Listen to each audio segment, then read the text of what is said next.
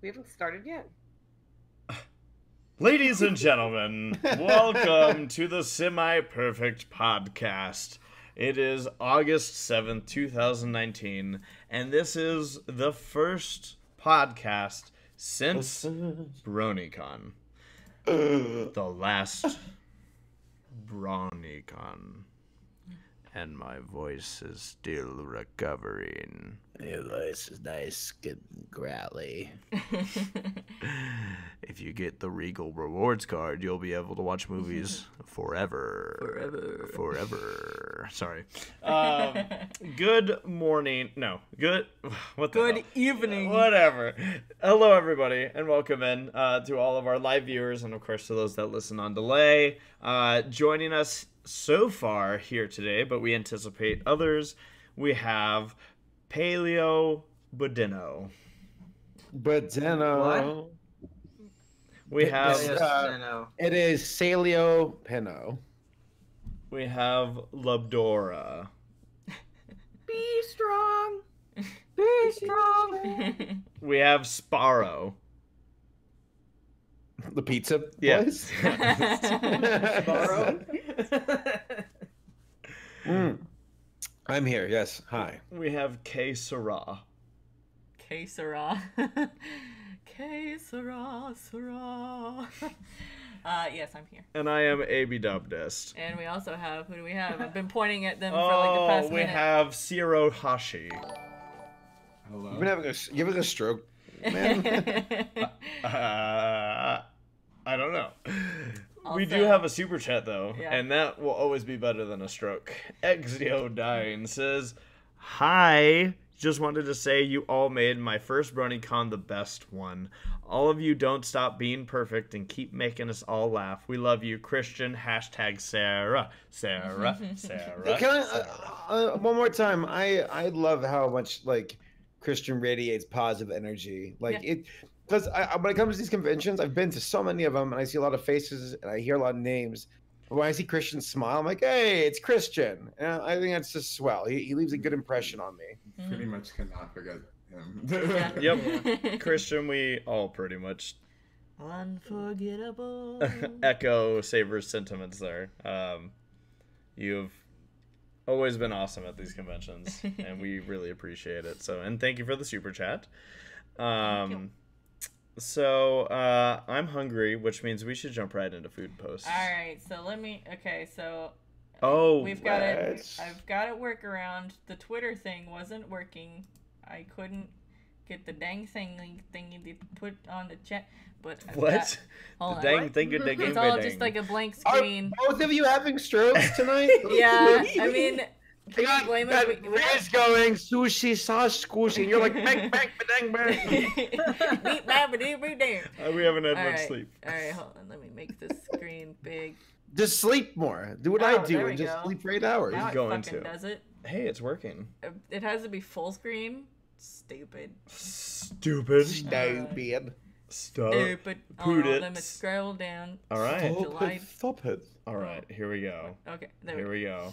Anime Guy 01 with the opener. Here's some buttery popcorn. go. Nice. I remember when we went to go see like the My Little Pony movie in 2017, Yeah. and Loyal bought like this massive bucket of popcorn, and then There we go. never used it Just again. gonna Yeah, Really? yeah, it was huge. It was like the equivalent of like a fucking like, I don't know, like a bucket you use to dump out a fire on a stove or something. I don't know. Well, it's like it's those reusable ones like in that picture, and he just left it at my house, and we just used it. Sarah, what's the next food post? From Taylor Bow, Cajun jambalaya pasta sounds about right for tonight's semi-perfect pod. And it looks delicious. Look at that shit. It's like a Chef Ramsay. Yeah, you meal. got you got some good plating. I mean, you got the Chef Ram's. seasoning. Someone should do chef. Someone should do a Chef Ramesses from like Prince of Egypt. Oh my god. What? Okay. Beautiful. Oh, here we go. This also looks like a Chef Ramsay plate. if I Got may say North- so. North Brony says battered sausage and chips. Sorry I wasn't able to see you guys at BronyCon. Didn't get the money in time. I hope you all had fun and have the convention a good send off. Oh, Look at this Chef Well- Ramsay plate. Well, Norse Brony, hopefully you'll be able to make it to another pony convention in the future, and if not a pony convention, a convention where we all will be at. So the future still goes on. Oh, Saber, do you want to present the next food post? Yeah. So during my time at BronyCon, I was presented a gift from Final Draft, who lives in Japan. He's currently visiting the States. And he brought me this bottle of sake from his, like, I almost said village, like he belongs there. He doesn't. He doesn't belong anywhere. He sucks. But he brought a bottle of sake that was, like, in the region where he lives. And it's, like, beautiful and silky and just got this fresh taste to it. And I've been sipping on it tonight. And I've been enjoying the hell out of it. It's delicious. And What is I'm sake? so glad. Sake is when you get a samurai to come into a bottle and distill it. Dear Lord. Oh. And it. I made don't from know. rice? It's like a rice spirit, like how like different Goes. alcohols come from different like plants and Yeah, like things. wine is from just grapes and Yeah. is the bottle Beer. from Banjo Kazooie? Because it says Genjo.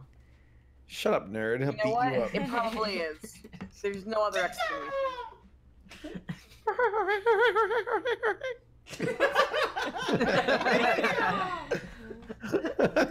What's even...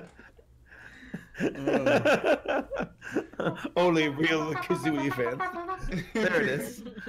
But no, it's really good, especially chilled. I've been enjoying it. And that little cup right there was also a gift. And it was like, apparently it's like this 80-year-old like cup from like World War II, like from Imperial Japan. It's Wow. pretty cool. Well, not to mention, for those that don't know, you did a very cool thing for draft. He wouldn't have been there without you. And it's no big deal. Yeah. I'm glad he made it. I'm glad that he was able to, we were able to spend time with our friends, which like, because like I it wouldn't have been the same without him. Like he got us, like he got me into the fandom and helped me get involved in the convention circuit, and it would have felt empty without him there. So yeah, that was money well spent as far as I'm concerned. I'm glad he was able to show up and see him have a good time. And also gets to hang out in the States and see his family in Minnesota, and then hang out with Casey and Henry later this month or next month in LA's. And maybe you can see him, Race and Sarah. Who knows? No. No, don't do that. Let's not even bring that up. Sarah, who's the next one? The Nikki D saying no food. I ate a while ago. Instead, I'll be working on my con vlogs. It was great seeing you at BronyCon, and I'm glad y'all enjoyed the tasty cakes. If any of y'all in the Philly, South Jersey area, let me know, and I'll hook you up. And they're watching the Semi Perfect podcast from their Switch. Nice. Nice. That's pretty cool. I would like to go to Philly to visit Too Many Games. That's a con that goes on there, gaming convention. My family lives in that area. Awesome. And there's some really good bread from that area too. That's true. All right. You want to say the next one? Yeah, it's from. Uh-oh. Okay, we've It's from. hit each other with chairs. It's from Nora Mermaid. Says, "Hey SPP, I'm a klutz and bonked my head at work yesterday.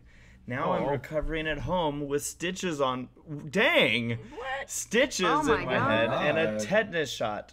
The face is hiding the stitches.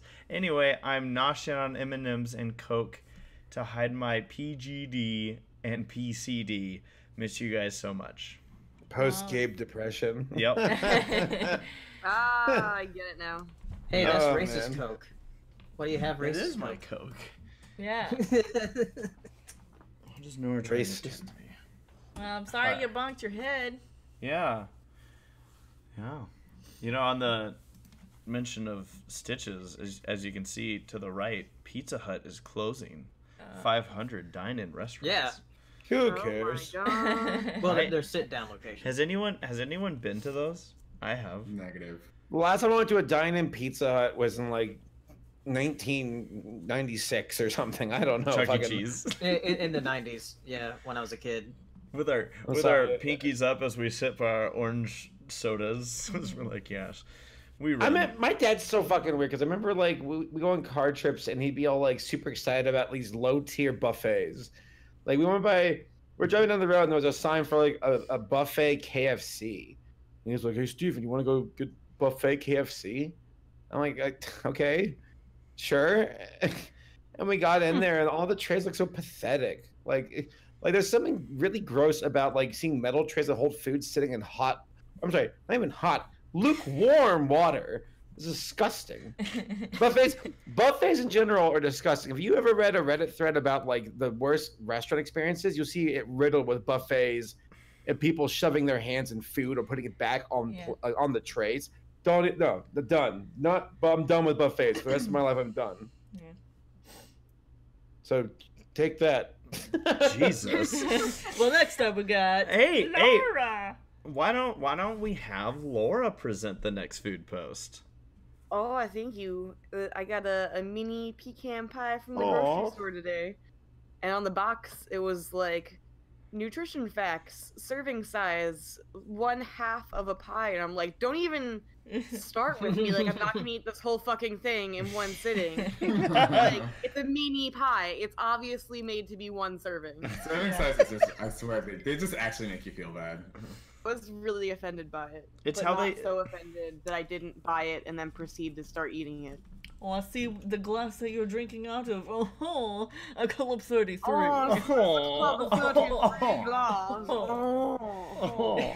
I do like that you also included that part of this delicious meal were dairy pills. Yes. That were not pictured. Enjoy your dairy pills. Yeah. Aw. Yeah, I need those so I can... Whenever anyone laughs like that, I just think of that lady from The Royal Problem. With stupid mouth. I love it. Alright, we got aspiring Canadian with an egg sandwich and a chocolate chip cookie tonight. I very much enjoy their username. Aspiring Canadian. Now wait a minute. An egg sandwich. Uh-huh. I don't know why this is blowing me away because I know I've had one. Looks like it got Munster cheese on it. Sarah knows her cheeses, by the way. I know some cheeses. The cheeses that I sold. If anyone wants to know what cheese goes with what, Sarah knows. I do not exactly know, but it looks like Munster cheese to me. And if you're in the chat, let me know if I was correct. All right. Well, Princess Deadpool says oven is preheating, cooking up some frozen chicken and garlic knots. Furries are all thinking the same thing right now. I tried licking, how do you say that one? Mjolnir Yeah. as an appetizer, but it tastes like pennies. What's Mjolnir? That's Thor's hammer. Why do you like that? Because it's literally right there. But don't eat that. Not good for your health. Oh man. Princess Deadpool. What's this one, Sarah? Mexed or Mexed has Mex enjoying some Ed. I don't know. Mexed is enjoying some iced tea. Good. Can you say that one? Citruna Jati. It stands for citrus tea. Soccer fruit citronist. That sounds for soccer fruit citronus. It's a Harry Potter spell. Oh. We've got Rosie Diamond. Rosie Diamond, we are at King's Dominion. Miss you loves. Oh. I guess that's King's Dominion. The storm in the castle. Wait, It me kinda and looks Hero like drove past that on the way back. Did you? What is it? It looks like a puppet It's an place. amusement park. Oh, okay. Oh. Nice. Nice. Oh, ZD says, got that good old chicken. Got that chicken. Which is probably what we're going to be eating. That is a big drink. That is a huge, that's like Wombo. A Wombo drink. Oh, here we go. This one is potentially sensitive content. Why was that sensitive? Fritz Roll says, got my pint of ice cream to cure my post-con depression. Also, if you guys haven't noticed, I got myself a haircut today. It's the shortest my hair has ever been. I also got a haircut today, and it is also possibly the shortest my hair's ever been, maybe. That's awesome. Yeah, I got a You fade. like how it turned out? Yes, I do. Well, then Short hair is just the best. Man, there's some girls with short hair where it's just like, that is an aesthetic that's pretty damn great. Yeah. Amen. I wish that if I was a girl, I'd have short hair too. Yeah. But What do you mean you wish? It's a haircut. It's a choice. It's not like you're born with short hair. I forgot that I'm currently sporting short hair as a guy. Oh my So, God. Not the shortest it's been though. guess what? I shaved it off twice in my life. Yeah, wait, twice? I knew of once. I shaved it off back in college for another cancer charity, as a matter of fact. So both times I've shaved my head was for cancer charities. Awesome. Oh, good. The only time I had to do it was in 5th grade for lice. Oh. That wasn't as bad as when Paley had tapeworms. All right, we've got Christina Booth. I forgot to take a photo before eating. I was famished, lol, but I had a chicken curry with riced cauliflower. Nice. Oh, and then we have Kiwi. Pegasus Sister Kiwi says, got some seltzer and sun chips. Nice. Because I ate when I went to the movies. So happy I got to see you guys at BronyCon and got to give you the badges I made. Love you all. And thank you so much. Thank you. We love them. All right, let's see if there's any. What was that accent? That was an accent that you had. Me? All right there. Let's say it. I think it might have been some sort of Australian. I don't know. What? Me. You're He's talking about crazy. me. Okay. You're All right, crazy. let's see. I don't think we missed any today. Hawaii. All right, let me just. Away, everybody. Away. Away. Away. Sounds Switch like screens. Jake from Rescuers. Oh, man. So, we're going to get to BronyCon. Yeah. We're going to talk about BronyCon. But outside of BronyCon in the last 2 weeks, are there any updates anyone has or any stories to share? Anything that wasn't BronyCon, I forgot. Yeah, I'm in the same boat. Like, Well, I mean, I guess more recently, me and Jeffrey are kind of like starting to, me and ACRacebest are starting to look at a house. oh, Like, we're looking yeah, at that's- houses. That's so. We've started to get the ball rolling. We've contacted people, aka I've contacted people. which means, guys, we're gonna probably have a house in the next 25 years. Yeah. So stay tuned. Wow. Congratulations. Thank you. Thank you. We're gonna celebrate the fact that Sarah made contacts. Yes. No. What? It's a big step. Don't make fun of me. I'm not making. No. It's the one thing that is new that wasn't BronyCon. Y'all asked for it. It's true, actually. Anyone else have anything that wasn't BronyCon? I'm like Bailey. I Well, don't remember anything. Lammy got a haircut. Oh. No, that's it, man. Nothing really else matters, to be honest. I went to GalaxyCon.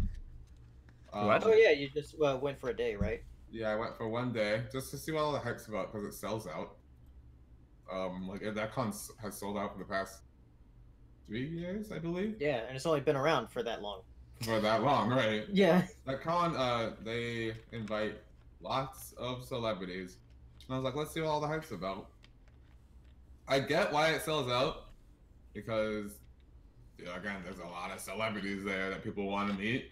Mm-hmm. Unfortunately for me, I'm not super into that. I don't really care. I just want to have panels like who would win, a Celis or a car? Like, that kind of stupid stuff, you know? Oh, Celis gets hit by a car.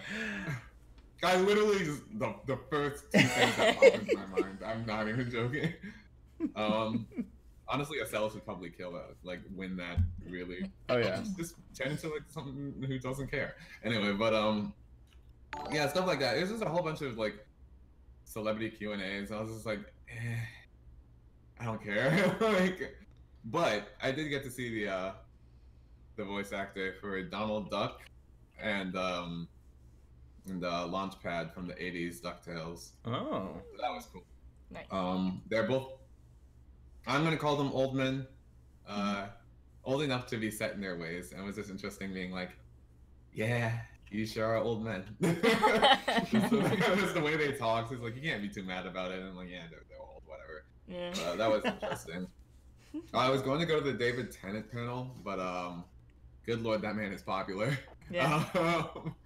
That line filled up about an hour and 15 minutes before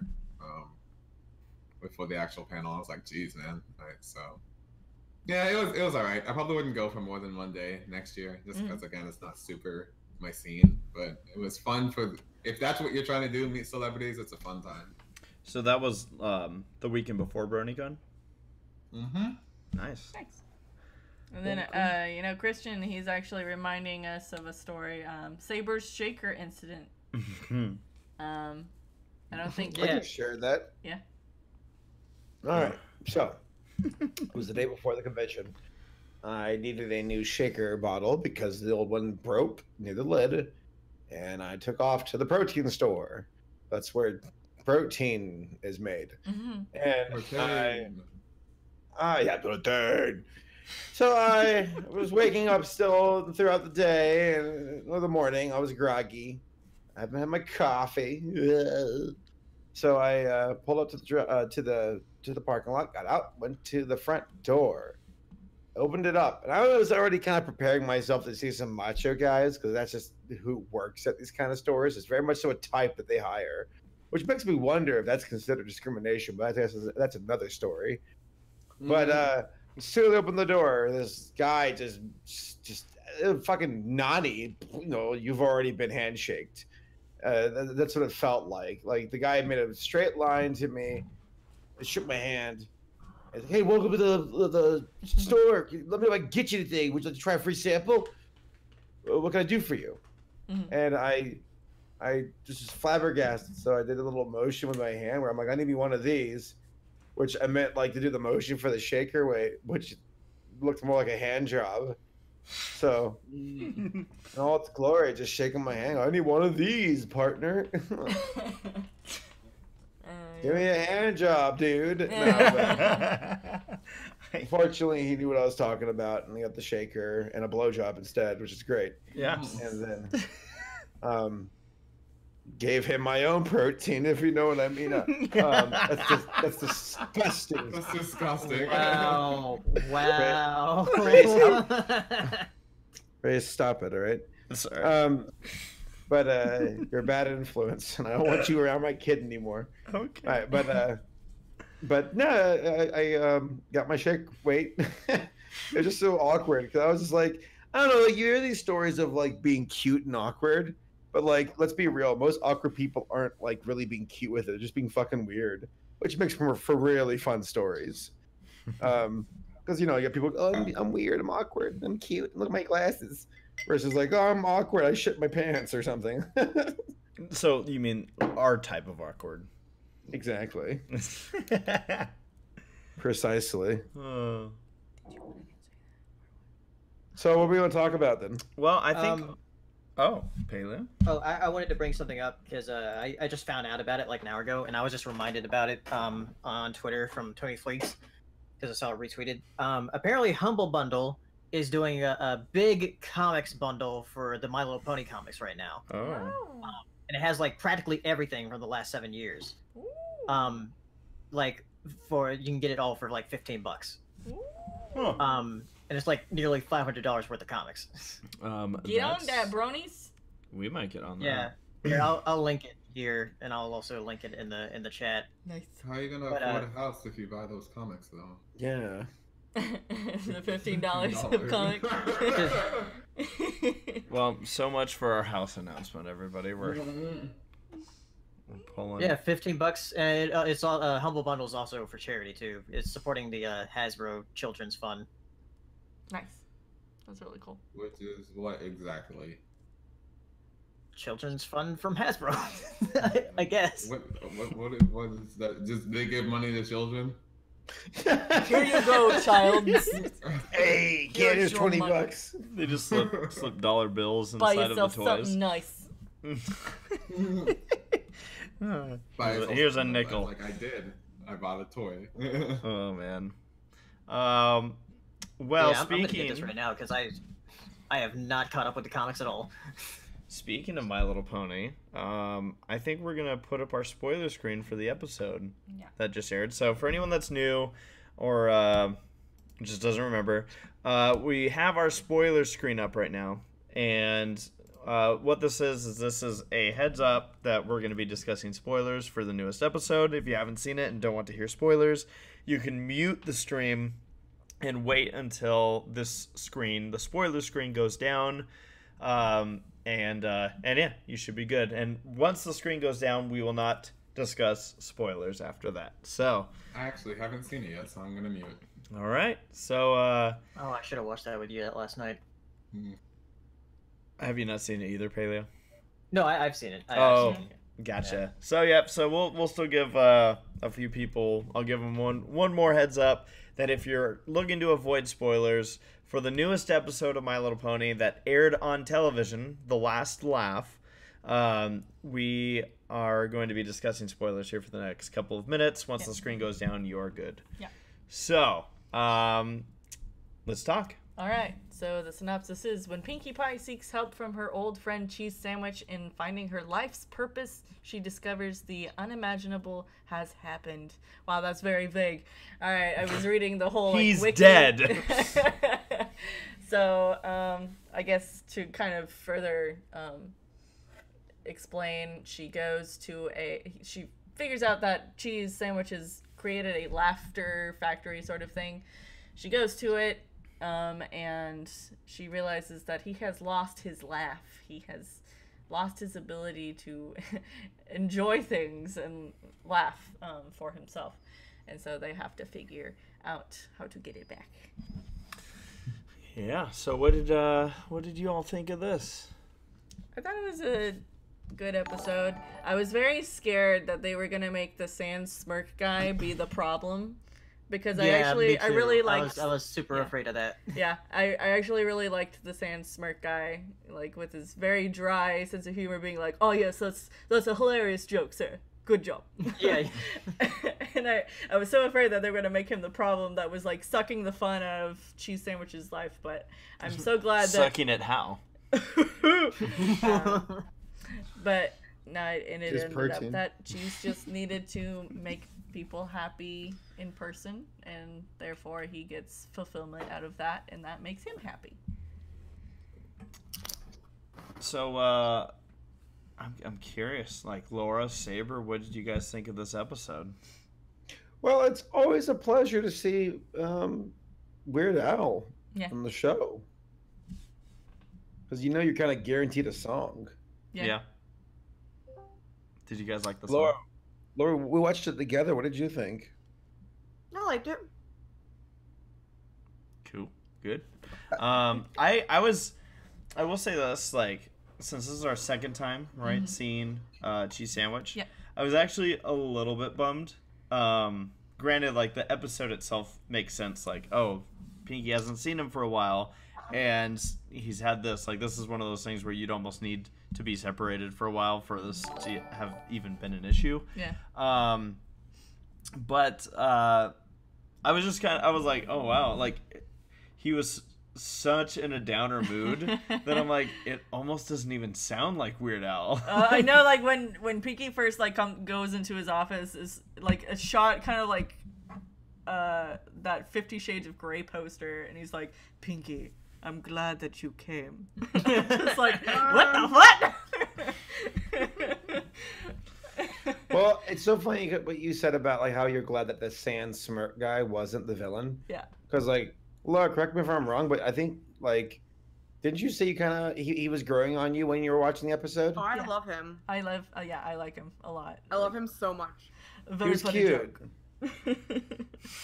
Like it's so the concept of someone who doesn't really like express their like silliness and laughs in a traditional way, but still get the kicks out of it. Like that's cute. Like, he still appreciates it in his own way, and he's very passionate about humor and making people laugh. It's just, yeah. Cheese sandwich had his hair up in a bun. That was cute. Man bun. And then some good Pinkie Pie faces. It's always good to see Pinkie Pie golf on her own and tackle stuff. Because not to cause a tangent, but like Laura and I watched recently with Laura, Backstage Pass, which is that Equestria Girls like 48-minute long movie. It's special. Have you seen it yet, guys? No. I haven't. I didn't even know there was a. Yeah, we've got to record. It's good. Yeah, you all should check it out. It's good. I won't say any spoilers, but it's got sunset at that, so it automatically makes it one of the best things ever made. Yeah. Don't all the Equestria Girls things have sunset? They're all the best things ever made. I will say this: I do appreciate Saber's undying love towards Sunset Shimmer. I find it very cute. Yeah. It doesn't excuse him for his shitty opinion of Rainbow Dash, but we'll share stories with the chat here. Yeah. I've said a couple things about Rainbow Dash this past weekend that were very true. Things. And 99% of the human race that have a brain would agree with it. Yeah. So I am race. I am brain. But what did everybody think of like the whole conclusion of this episode with Pinkie? I thought it was cute. Yeah. Well, this isn't going to answer your exact question, but I loved her input for the song. Yeah. She was just the backup like vocal. the backup vocal for when he's trying to make Sans smirk off. That was pretty good. I enjoyed that. It was pretty good. Yeah. And that's the kind of goofs that we like to see from, like, Weird Al's character in the show. Good. I was surprised that we saw Cheese Sandwich again at all. Yeah. Like, as the show's starting to wind down here, I'm like, it's kind of a bummer because I was talking to Laura about this earlier, where there are things on the list where it's like, well, that's not going to probably happen now, or this isn't going to happen. Like, I'm still waiting with bated breath for a history episode. I want it so badly. I want it ever so badly. Maybe season or generation 5 is literally all history. Keep your forked tongue behind your teeth. But it won't matter then because it's different. Yep. Yeah. It's different. It's not the same. Oh, okay. So, I'm ACRacebest. Stupid. So, damn it! It will never be the same. Oh, hey, what Matt. the hell? PanamaMatt. You're really loud, Matt. Howdy. Matt, what are you? Where are you, Matt? Are you okay? I am fine. I'm on my laptop. You sound like you're in like a closet hiding from someone, except you're not being quiet about it. It's fine. Like, at least he's here.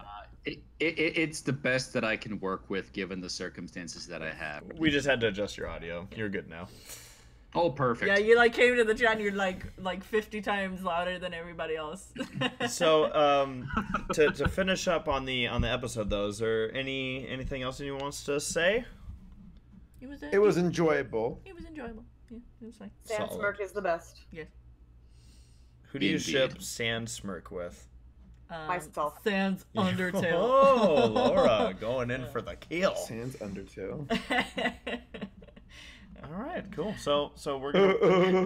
That's quite humorous. It was it's one thing I caught that was weird is that like Cheese Sandwich called him Sans, and then like at the end of the episode, Pinkie's like songs, and I'm like songs, Well, and I'm like Pinkie, why are you saying it so fancy? Recorded separately. Well, I know that, but it's just well, I mean, you have voice directors that would probably be like, right? here's the way you say just tell them how to say it. it. Speaking of voice directors, we're gonna get into our next topic here in a minute. Yeah. But first, I want to make sure everyone's Oh, yeah. done with the episode. Yeah. Okay, cool. So we're gonna. Should we Yes. hit up these first? Yes, but let's pull down the spoiler screen. Okay, so pull down we're the done discussing spoilers, but we did get 2 super chats while we were doing this. One of them was from Rapid Sparks saying, "It was great seeing your performances and panels at BronyCon. Keep bringing smiles to everyone's faces." Aww. Thank you Don't so tell me what to much. do. All right, tell me to do one more time. So I actually want to give Rapid Sparks an extra shout out here, assuming it's the same one that I've been talking to. But Rapid Sparks was doing a whole bunch of photography at BronyCon and is hooking me up with pictures that I'm going to be including at the end of the vlog. Awesome. Which again is like I love having those type of pictures to include in the vlog, and I think it's so cool when you do have somebody who's willing to help me out. So again, thank you, Rapid Sparks, so much. And then we also got another one, Sarah. Mixed. Hello, Mixed. Hello. Just wanted to pop by, first time live before I go to sleep. Cheers from Finland, and tell that you guys are the greatest, and thank you for saving my boring work days and my WoW leveling grind. Aww. World of Warcraft. Well, thank you. Thank you very much for listening and your support and everything. All the way from Finland. That's awesome. And then Missy coming in. Strikes again. Boom. There Pressing she that is. button. It's not Friday. What is going on? Also, hi everyone. We met Missy Yes. at BronyCon. Yes. And actually we met the duo, the Missy duo. And I know that they were living up BronyCon, went to the gala, did a whole bunch of awesome stuff, but it was so nice. I was so happy that we were able to give Missy a hug and just be like, thank you. And thank you again. Thank you so much. Missy. And hopefully, as with all of you, we see you all at future pony conventions. So, wow. Thank you, Missy. Thank you. All right. Shall we get into the next topic? Yeah, boy, let's do it. Yeah. All right. So, It's a touching story. I don't know if someone wants to let Hiro know what we're about to discuss, Oh, yes. but he might not even want to. I fucking hate it. Wait, Hold on. pause We haven't your put up the buttons. You screen can't yet. say you hate it. That's a spoiler. Now everyone All right. will hate it. Can someone bring Hiro back? Yeah, where's Hiro? Someone tagged that boy. Oh, there. Okay. I did. Someone That's did. the second time I've referred to him as that boy. I'm Well, just gonna call him. Probably not the best.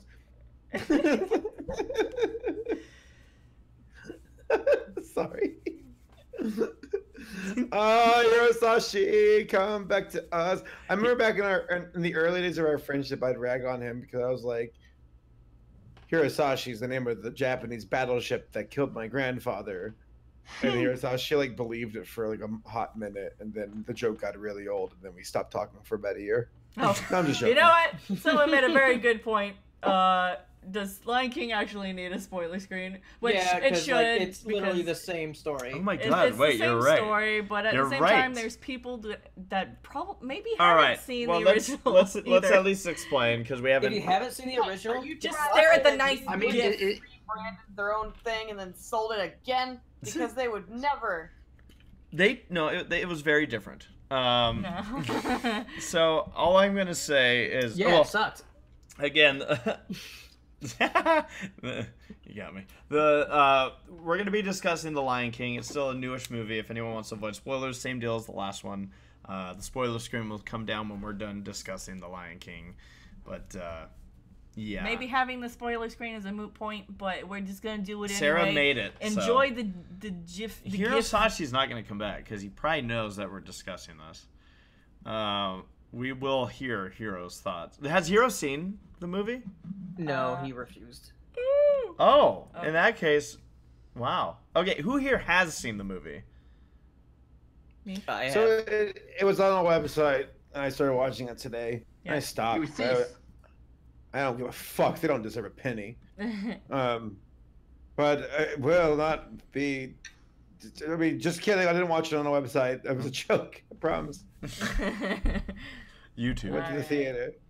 But no, but legitimately, I guess what bothers me, and I mean, at this point, I almost feel so defeated. I think a lot of us do, where these remakes are just like cashing in, and there's really nothing creative behind it. It's just like them saying, like, "Oh, this worked back in the day, and now there's even a bigger audience to work with, so let's just do it again." Yeah. And it requires nothing. If anything, it's an investment. Like, the fucking Lion King was huge when it came out. Nothing came close to it. Mhm. And of course, this one's gonna be just as big. Man, I guess that just kind of leaves a bad taste in my mouth where I'm like, really? This is going to be the one that holds the spot? It's kind of like with Avatar, where it's like, really, that's the thing, which has no cultural impact whatsoever? Just this movie that was the right place at the right time? I'm kind of getting that vibe with Lion King, where it's like, what, this minimal shit show that just ripped off a better movie and played off of nostalgia? It doesn't deserve this shit, but there it is anyway. And I look forward to seeing whatever dethrones it. It could fucking be Minions 5 for all I care. At least it's original. Did it break a record? It's on track to be being the highest grossing animated film of all time. What? It's not it. Say what? Okay. Race. It beats Zootopia. I know. Actually, that's the only reason that we went to see it. Is I was like, well, there's no reason holding out anymore. Yeah. It's already beaten. Thanks.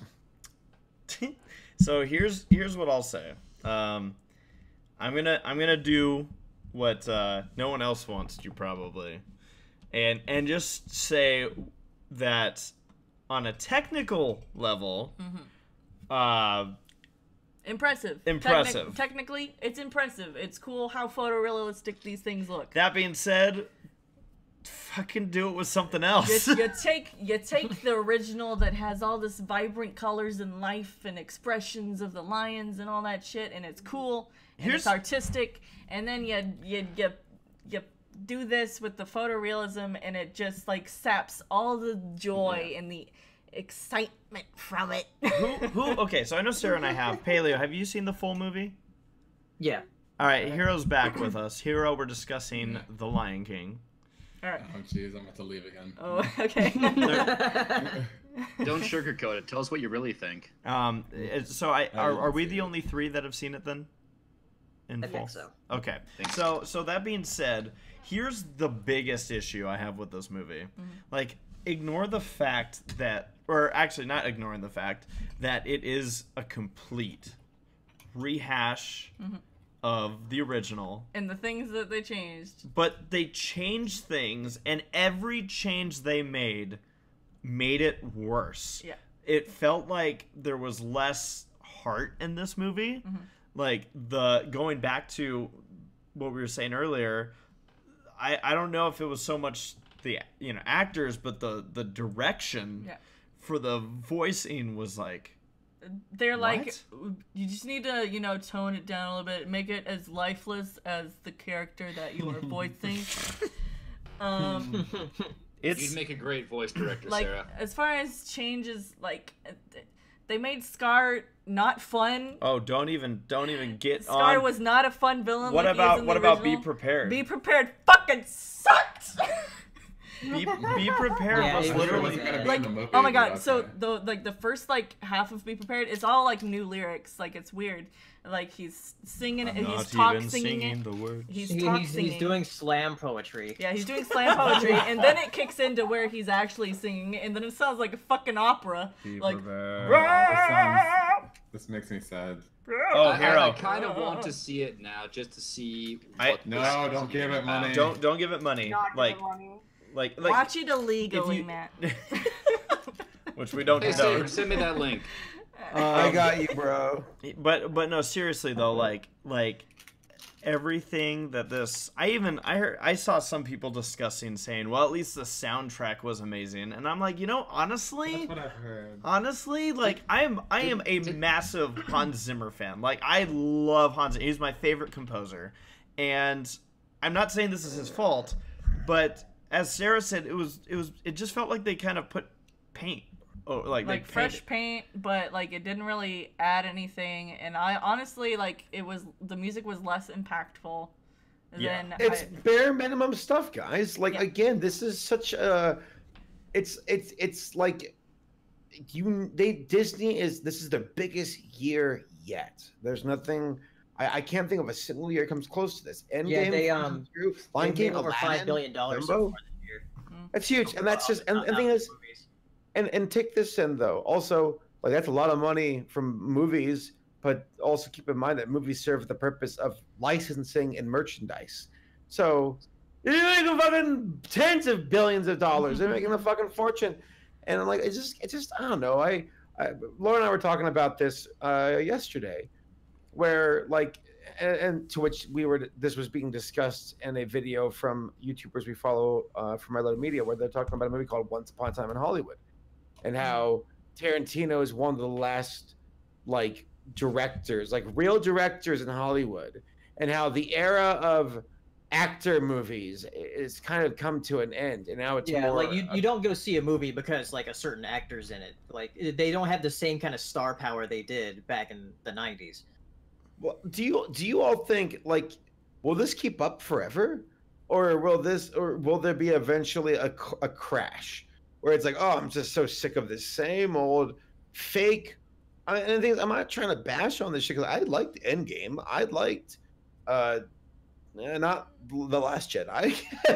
But I guess like there's something to be said about having an authentic, genuine movie-going experience. Laura, you saw Midsommar. Yep. Now, would you say that movie feels more authentic compared to what's being put out most as of right now? Absolutely. So, like, people like Ari Aster are making movies like Hereditary and Midsommar. Those movies don't get like these wide, huge theatrical releases that like The Lion King '87 does, or like you know, every sequel and remake that you can think of, because it's not a brand that they can easily push. It's like some guy making his vision, and it's like that's something I would rather see than seeing the same thing over and over again, because I'll pay to see something once, but I'm not going to keep paying to see the same thing over and over again. Yeah, and back to the actor thing. Like Once Upon a Time in Hollywood, it has Brad Pitt and Leonardo DiCaprio like co-starring in it, and those, like, you know, back in the day were like two of the biggest. I mean, they still are kind of two of the biggest like Hollywood actors. Yep. And yet it's still like one of Tarantino's best openings, but very small compared to these big blockbusters. Mm-hmm. Do you think and not to go too off tangent, I guess, but like the Disney remakes coming out, and then Star Wars and not Lord of the Rings. Well, I guess not yet, at least at the moment. But like, do you all think like most audiences have been conditioned to become like more of like a consumer of mass-produced media versus like what used to be like art, and like here is something different and kind of a leap of faith compared to like, oh no, Lion King, this will fucking work because people are stupid. Wait, what's your question? I guess as in like, I guess what I'm asking is, has human like culture for modern like audiences changed to where our tastes have shifted from enjoying like, I don't know, like, I mean, I guess you can see you can see how things have changed over like decades, but like nowadays, like welcome to the time period of cinematic universes and almost like think tank productions and shit like that. Well, I gotta ask you a question about what you mean by authentic. Well, no, then, well, because okay, yeah, I'll let Matt. the DuckTales remake, there was a lot of heart in there. The people that are producing. Oh, but that's different. That's property. That's No, a like, TV show. It's a remake. But it's a remake. It is a It's remake. exactly the We're same. not talking about TV Exact shows. same characters. Alright. I'm talking about movies. It's a different animal altogether. TV shows are different. TV is actually fucking going through a renaissance right now. I think TV's doing pretty damn great. Well, I bring it up because you did mention specifically DuckTales when you were. No. Did I say DuckTales? I thought you did. I'm a little bit drunk, so I might have. I'm legitimate. I might be like, did I mention DuckTales, man? Did I? More of a, did I? Like, I'm curious. Well, here's okay. To answer your question, I think. Okay. Well, first off, so we took down our Lion King spoilers thing just so people can kind of slip back in here, but it's an interesting topic because I think what it is that when okay, for example, when Endgame came out, I don't think any of us were like, you know what really sucks? Cinematic universes and Disney making a lot of money. Lion King comes out, and now we're all pissed off at how these movies make money. I think what it is that Lion King's gonna be an anomaly. Well, no, not an anomaly. I should say Disney live remakes right now have just been weird, because it's people kind of reliving that nostalgia, a lot of which now have children and say, okay, let's go to the movie and experience this. A lot of people just will go and see a movie like Secret Life of Pets and be like, the kids will like it. Let's do it. It's not necessarily them saying this movie was brilliant or this is what like the moviegoer wants to see. But I like that box office is a kind of a slippery slope to compare. It sucks because obviously movies are made to make money. Not saying that's their sole reason. They also want to tell a story. They're also works of art. But I do think that, you're going to have stuff like this where Lion King, blows it out of the water. But then I also can't complain because, again, I just look at like 3 years ago is when Zootopia came out.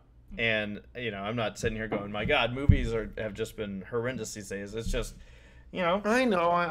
I guess I think also, Steven, like what you're addressing is part of like a shift in terms of it's a lot easier as like a movie producer to sell something if people already know what it is.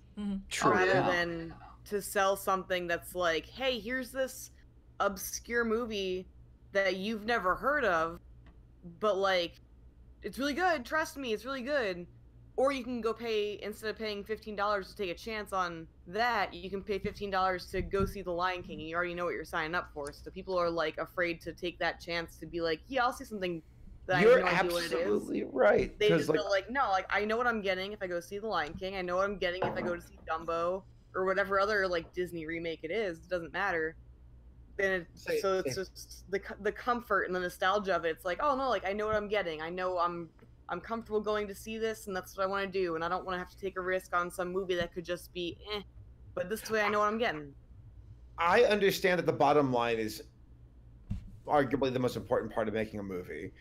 I know it's, it should be the art, but like if a studio goes out of business, well, GG. So I get it. Like Alita Battle Angel, okay.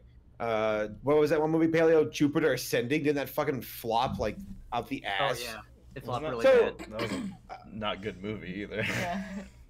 Maybe well, it's a bad example, I think, because box office numbers do not equate to being a good movie. Quality. I know.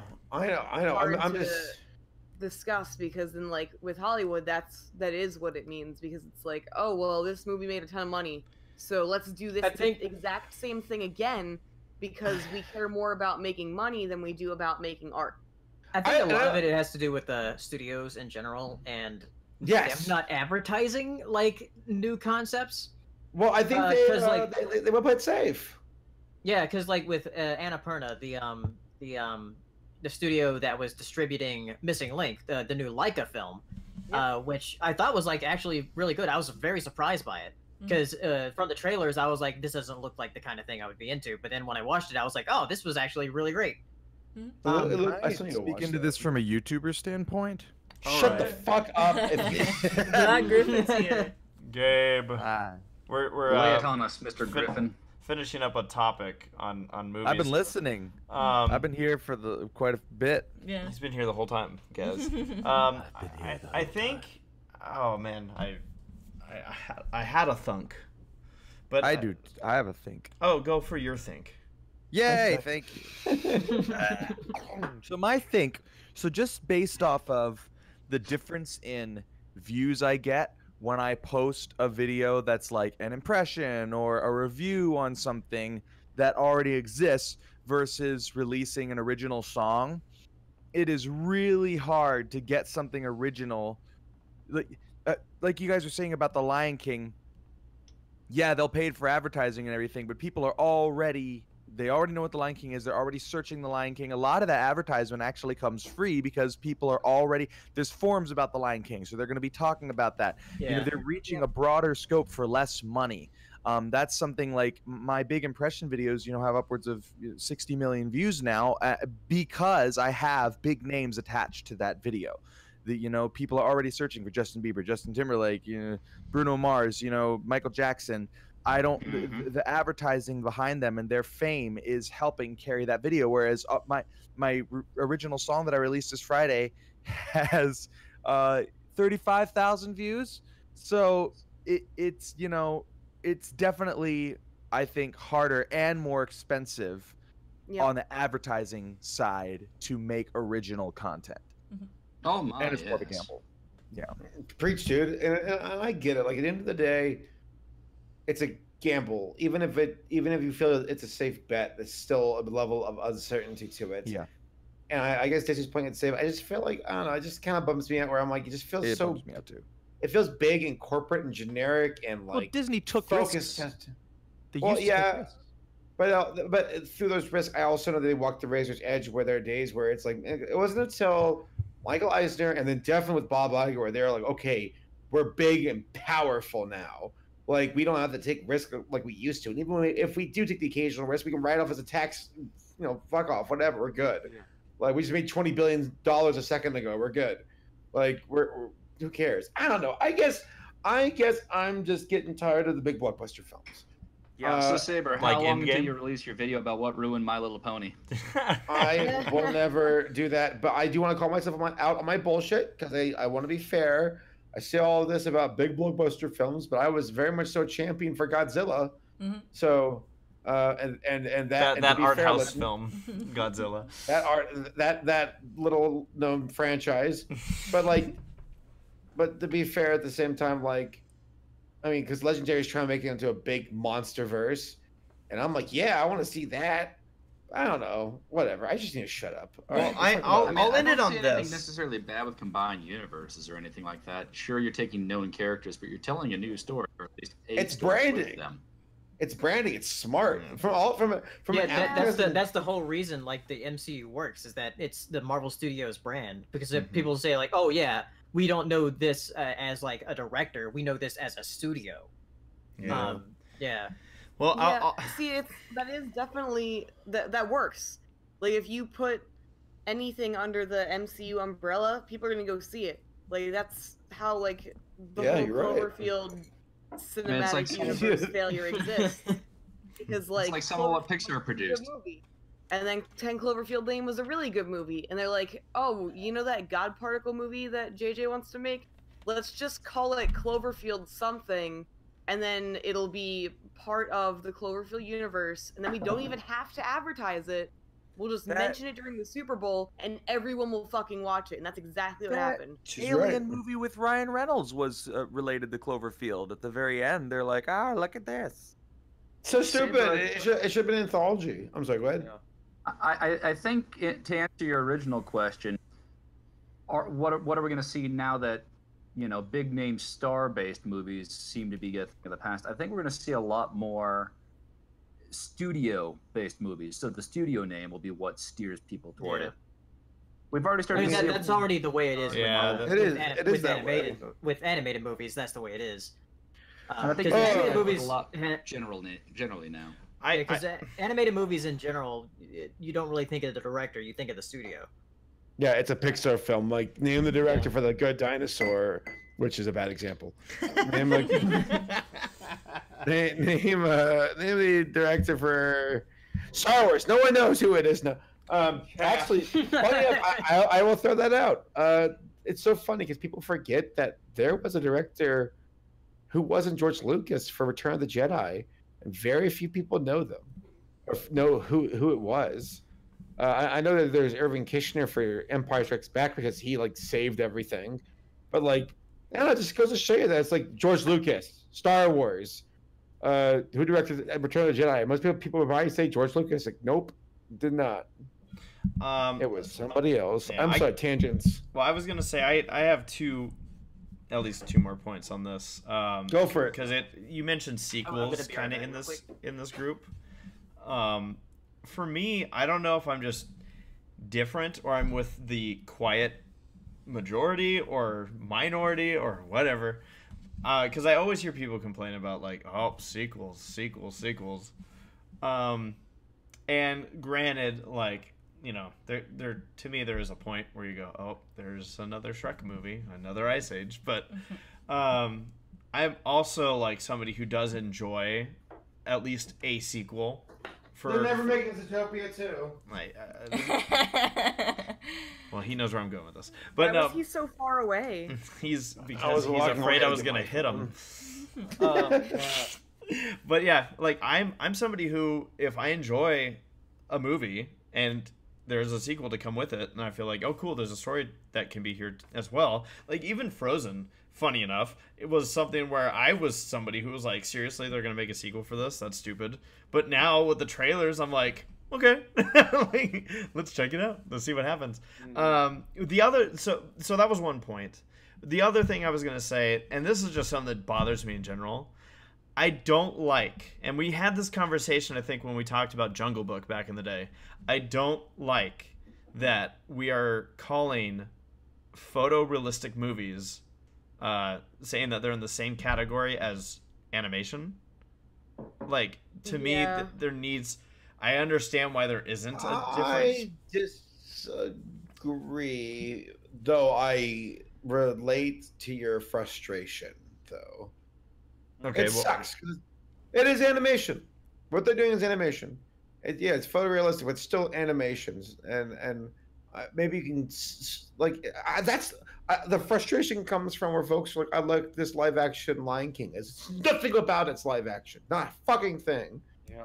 And calling it live action does a disservice where it almost feels like you're just shitting on animation. Oh, animation, that's for kids. It's the old stuff. And it's like, oh my god, it's like this knife keeps being stabbed in me. It passed Lion King. It's passing Frozen. It's gonna be #1. It's not technically animation. Live action is better than animation. She's like, oh my god, I'm dying. Just kill me. So, like this movie's just ripping my balls off. And they were already ripped off. They were already ripped off years ago. No, but like I guess again, I gotta check myself because I'm going into ranting mode if I'm not careful. I've been doing that, but like no, man, it's just frustrating because I feel like they're disguising this technical photorealistic animation as live action, and most audiences are willing to go, it's live action. And it's like, oh, it's not the same thing. It's like, do you think the flying ships in like Star Wars are real? Exactly. Do you think? Right. Like, At what point is the line drawn between live action and animation? Right. Thank you. Like it's just because like if you're watching an Avengers movie, like how much of that do you actually think is real? Right. Yeah. Oh, Robert Downey Jr. got into his fucking Iron Man suit and flew away. Like, this is what I was so happy with Mad Max Fury Road. Holy shit, that was gorgeous and that was real. Now I, of course, except for the colors. Exactly. The colors are real. Yeah, but that's using like computer animation to like really like because there's a lot of computer animation used because folks think like, oh well, they didn't use computer animation in this movie. It's like, oh no, they absolutely fucking did. They always do, and some of the best work done by computer animation is the stuff that you don't even notice, and which is that's good. So like, there's a great series on YouTube called visual effects artists react to great and bad CGI. There's like a whole series on YouTube about that, and they go over like why something looks bad or why something is really great or why something like is impressive, but you don't notice it. So, it's great, Laura. You love it a lot. I just want to point this out that Rapid Sparks did send us another super chat and put in quotes, a little bit drunk. Can I just wrap up this whole like lying thing? Yes. Lying thing. So sorry. I just want to bring up one thing of like the time that me and Race actually like busted out laughing in the middle of this movie. Is this a spoiler? Put the spoiler. I don't. Okay, fine. Okay. All right. So there's the whole bit where Simba's he plops down on the ground And in the original movie, it's like some bits of grass. Oh my and stuff God, this go part. floating in the wind. Yeah, it this it part, eventually yeah. reaches Rafiki. So in this movie, it's a bit of his Uh-huh. hair. It's a bit of his hair, and it's almost like, okay, have y'all seen the movie Dinosaur? Yep. Yeah. Okay. Yeah. The beginning of the movie of Dinosaur, where the egg's just doing fucking everything that it could possibly do. It's like it's falling into water. Oh It's my getting partially eaten by like pterodactyls and shit. That's the whole thing that this hair went through. This whole. And it was sequence- weird because it was like the music even stopped halfway Oh my through God. it. Okay, so this whole sequence, like, it just It batshit goes on crazy stuff. forever. Yeah, it goes on forever. Batshit crazy stuff is happening to it.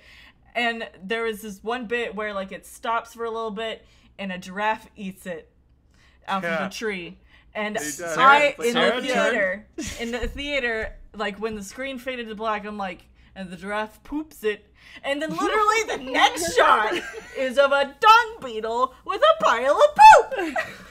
And that's when I just completely lost it. I'm like, they fucking went there. They fucking did Like, it. what was the I- point? They I'm were gonna probably spit it out. like sitting there like, oh yes, very artistic, beautiful. And I'm just like, it's poop. I don't like. It was weird because it was like my god. again, like the movie was like yeah, we know what we're doing. We know we're. I don't know what the hell. Hey, it's in Africa. We're gonna use these animals, but we didn't use the first time. John Favreau, ladies and gentlemen. I'm gonna tell you the one part that did actually make me laugh, where I went, okay, Genuinely? like it was like a genuine laugh, and it's gonna sound really childish, Yeah. but it was actually when they were singing. So they sing Hakuna Matata, and Pumbaa. That I Yeah, every time that I'd fart. Weren't you gonna stop me? But Like, I like farted. Are you not gonna They stop let me? him say No, you fuck. disgust me. Nah, you disgust I actually laughed at that because I'm like, okay, yeah, because like everybody, is expecting the bit You know, where. surprisingly, Timon and Pumbaa to me were the best part of the movie. They were the best Yes, part they of were. this movie. Yes, they were. Which I think a lot of us were dreading. them, Yeah. and- No, Seth Rogen was actually very I mean, tame. I don't know I don't know who voiced them, but Timon and Pumbaa are the best part of the whole. Yeah, it's Seth Rogen and that got Crazy Craig from Parks Billy and Rec. Eichner. Billy Eichner. Yeah. No, it That's was David Attenborough and Jean-Luc Picard. When I was a young warthog. All right, so we could take the Observe the spoiler wild screen. bee. Let's talk about something actually pleasant. First off, we got some super chats that just came in. You got a bunch of super chats. Dang, Yeah. Stone says, "Curse Mount Shasta. I just missed 30 minutes of the stream." Aww. Oh, oops. That's not good. Sorry, Stone. And then Britfield says, "No, the poop fluff." Yeah. And then and then Jack Slade comes in saying, "A little bit sober." Saberspark. Sober Spark. Thank you, super chatters. And an extra shout out to Jack Slade. Also, by the way. okay, sorry. There was another dumb thing that they changed in this movie. The whole Mr. Pig scene. Oh my where god. they. Oh, okay. You want the spoiler screen up? Oh, hey, it's right there. Yeah. Who fucking cares, really, though? Spoiler. It's the best parts of the movie we're discussing. Yeah. So like in the original film, Actually, this one was of- pretty bad. One of the hyenas called Pumbaa a pig, and then he's like, "You talking to me? You talking to me?" And like this whole, it's so funny. And then like in the sequel, in the remake, they like change it being like, "Did you just call me chubby? Well, you're just fucking bullies." And then he just like Yeah, he beats says the them F all word. up. And he does say the F word. It's PG-13. They had the one to use, and that's what It's it's like, Sweet. what a weird Yeah. change. I'm 98% you're sure you're joking, but that 2% is like, did they? No, that's why they remade it. No, No, it they was, said mother effing bullies. Yeah, that's sorry. No. Leave Sarabi out of this. Yeah, it was weird because it was like we're gonna be woke and go after bullies, not just predators that eat animals. Bullies. It's like, no, you're actually picking. Now I was gonna bring this one other part, the other part that I actually was like, I think Sarah and I did get a kick out of. While it won't ever replace in a million years the original. I was very confused and then slightly amused by how they replaced the hula scene. Yeah. Be that was- it was like a guest. Oh god, they referenced another remake that they fucking. They Well, I did. know it's like the classic Beauty and the Beast thing, but I 100% believe that they put that scene in there because they remade Beauty and the Beast, and I was just like, stop it. Where he chose to cut it.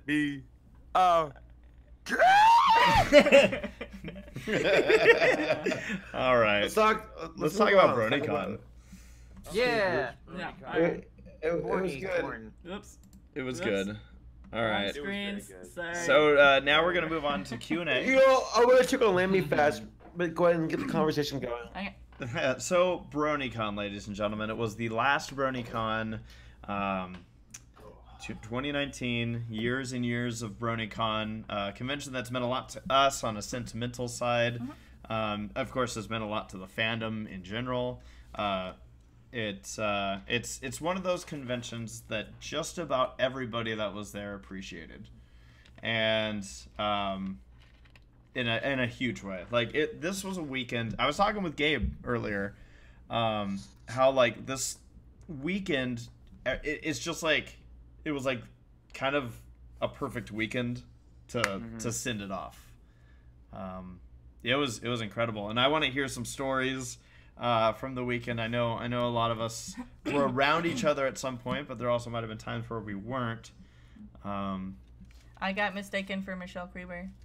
You did? Yeah, and I didn't know that they mistook me for Michelle Creeber until like the very end of the conversation. So it was right after I think the Bronies React panel, and I was waiting for you to leave the panel room, and I was sitting out there with Matt in our Acorn Cafe group, and someone came up to me and they asked if I could take a picture with them, and I said yes, and so I take a picture, and then this person asks me to say the like scoot scoot scootaloo line, and I'm like, well, that's a weird and very specific line for someone. Like, I don't know why he's asking me for it, but I did it, and so I said scoot scoot scootaloo, and then he's like, oh, thanks Just so like much. that? Yeah, like scoot scoot scootaloo is how I said there it. you go. And then Scoot. so he thanked me, Yeah. and then he turned around, and I thought that was the end of the conversation, but then he came back and he's like, oh, by the way, I think you're just like the perfect voice for Apple Bloom. I love your work. And I'm like, Yeah, I know. Well, wait, now Thanks. that doesn't mean that he thought you I were think it Michelle should have been Creeber. James Earl Jones, but you know, That could just mean that he thinks you're the perfect voice for Apple Bloom. shit. Yeah. should have been, yeah. Yeah. Let's think of it that way. I mean, I don't know who actually voices Apple Bloom, but you definitely I forget her be name, the one. but she's okay for sure. But yeah, I was mistaken for Michelle Creeber. I mean, in fairness, Sarah, you did sound pretty much just You like guys her. have similar haircuts Thanks. too. Yeah, you. I know. I don't blame that person for mistaking me for You know what you should have Michelle said? Creeber. You could have totally because whenever people mistake me for Saberspark, I'm sometimes like, if I really treat them like a jerk right now, they'll hate Ha Saberspark. ha! Saberspark's horrible. I met him in person. He's the worst. I'm gonna Wait, so- subscribe. You son of a gun! I hate. Wait, I thought you were the living tombstone. God, that's Someone called me throwback. Mando Pony backstage, and then someone else did call me the Living Tombstone. I was somebody started talking to me about, they're like, hey, so you got my message about this thing? And I'm like, no. And they're like, oh, are you not Jay Holler? And I'm like, so yeah, there were a lot of that. Brent Fields says in the chat, wait, but did you correct them and explain you're not Michelle Creeber? To be honest, I didn't have time. Like, I was just like, oh, and then he walked away, and that was about it. I was just like, oh. Because you All could've- Sarah could say was, "Buy some apples." If they couldn't tell, and some merchandise. If they couldn't tell by the by The confused look on my face. Oh man. So By the way, Gabe, I started watching Race's con vlog today. Mhm. How much did you pack? Okay, let me Let me answer that question. Too Okay. much. Yeah, okay. For your poor car. So, it was not my stuff. The way that it has been in the past is, that Monique runs this store, and it used to be that my mom, that she employed my mom to help her ship out stuff that people would buy, which was overwhelming. And Nathaniel and I aren't really, I mean, we don't really have much say, if any say at all, in the merch, but that's something Monique does, and, you know, we let her do that. And so, but it basically became too much for us, too much work for us to try and run. So Monique asked us to bring the majority of our inventory to BronyCon, and then whatever we didn't sell, she would take back with her to Vancouver and continue to do the store on her own. And so that was kind of a last minute thing. So we ended up with 5 checked luggages. Oh my god. Jeez. Yeah, it was pretty insane. And then, but yeah, I mean, we made it, and it was a fun experience. You know, it's a much cooler story than, oh yeah, we got in the car and drove to BronyCon, and everything went smoothly. Yep. Over her dead body. I will say this, that wait, sir, did you just put that up on the screen? No. Oh, someone chose a GIF. Oh. I think they have a special That's thing. cool. To do. Also, I saw Rainbow Dash. I was Yeah, like, I know, like what? Aww. Rainbow Dash is so cute. I don't see it. I think it was on Streamlabs. Let me pull that up on the other. It was Rapid Sparks. Again. So, yeah. That was I think one of the best parts about it that I didn't realize while it was happening was that Saber cranked up some like da da da da da da da. Yeah. I didn't notice that until I edited the vlog, and I was laughing my ass off. So Yes, sir. Yes, sir. That's why I started being racist. That's terrible. It was crazy. So Sorry, I gotta sneak out and go to bed because good night, Laura. Good night. I'll talk to you guys later. Thanks for Good coming. Love you. Good night. I love all of you I guys. want to. Good I night. love you too. Britt, it wasn't expensive. My brother's military. We can check luggage for free. Oh. Well, that's awesome. So we did get Rapid Sparks saying, so it was a GIF of Rainbow Dash, and what does it say? This one's for Saber. Rainbow Dash is definitely best pony. Forgot to say that earlier. Correct, Jeff. I'm falling off a chair with you in spirit. That one got my ankle pretty good. I'm Rainbow really Dash. hurt. I'm way too stupid to actually retain knowledge. Shut up. Rainbow Dash, Twilight, what did you learn today? So, I learned how to wipe my hands after taking a shit. Okay. Next episode. And immediately forgets how to wipe her hands. I don't know. Fucking Rainbow Dash. What show She's are an you idiot, watching? dude. She's a jerk. I'm sorry. I'm just being real. She is the reason I kept watching the show initially, because I was like, this is the only character. You see Yeah, my you're point. welcome, She's a Saber. Terrible character. Gabe and I would not You keep know watching you. because you're like, does she ever get better? And the answer is no. But Gabe and I Rainbow wouldn't Dash even know probably you. will be the villain of the show. She'll probably start some black hole and suck up everything. She doesn't need to get any better. She's already awesome. Oh. Yeah. Yeah. How is she awesome? awesome. Oh, look at me. I'm Watch getting out people for her. killed. She's awesome as she wants to be. So for those that don't Take know, you will see Take this, caution. the stuff in the I said, vlogs. did you hear me? Right? No, I was going to say no. Okay, guys. No. And I gotta ask a question, Saber. You Are you have saying to. that's exclusive to Rainbow Dash, that she just forgets everything each episode, or is that like kind of? Yeah, he's just picking on her. Yeah, Rainbow Dash has got goldfish brain. She forgets everything. Blushy. Oh yeah. And oh yeah. Well, I'm way too awesome To wear pants. I don't know. Yeah. Fucking, she's an idiot. you say that like it's a big thing. None of them wear pants. Yes, they That's do. your tricky choice tonight, Saber. Sake. Will you keep talking it up? It's just so for those that don't know, like I said, a lot of the vlogs are still coming out right now. I'm up to the first half of Friday has been uploaded. I will be editing the second half of Friday, which includes some concert stuff Friday night. I remember Gabe and I were like, "Oh my god, we're so tired and dead. Should we go to to Brony Palooza?" Okay. Exactly. We were laying there probably for 20 minutes going, man, I'm exhausted. I don't want to move another step. Man, I can't wait to go to sleep.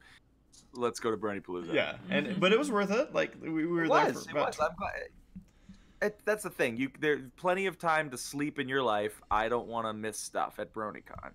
Yeah, so that was a lot of fun. But I was gonna mention that also something you'll see in the vlog, no doubt, was at closing ceremonies, where BronyCon asked Saber and I to basically say the parting words for the community guests, which is a super freaking big honor. So, I mean, Saber and I have had an excellent relationship with BronyCon throughout the years, and again, it just kind of adds to, you know, we're sad to see it go, and we didn't request or ask. They told us all of a sudden, like, we got an email saying we want Race and Saber to get the microphones. They'll be the ones to say something. And just before we go on stage,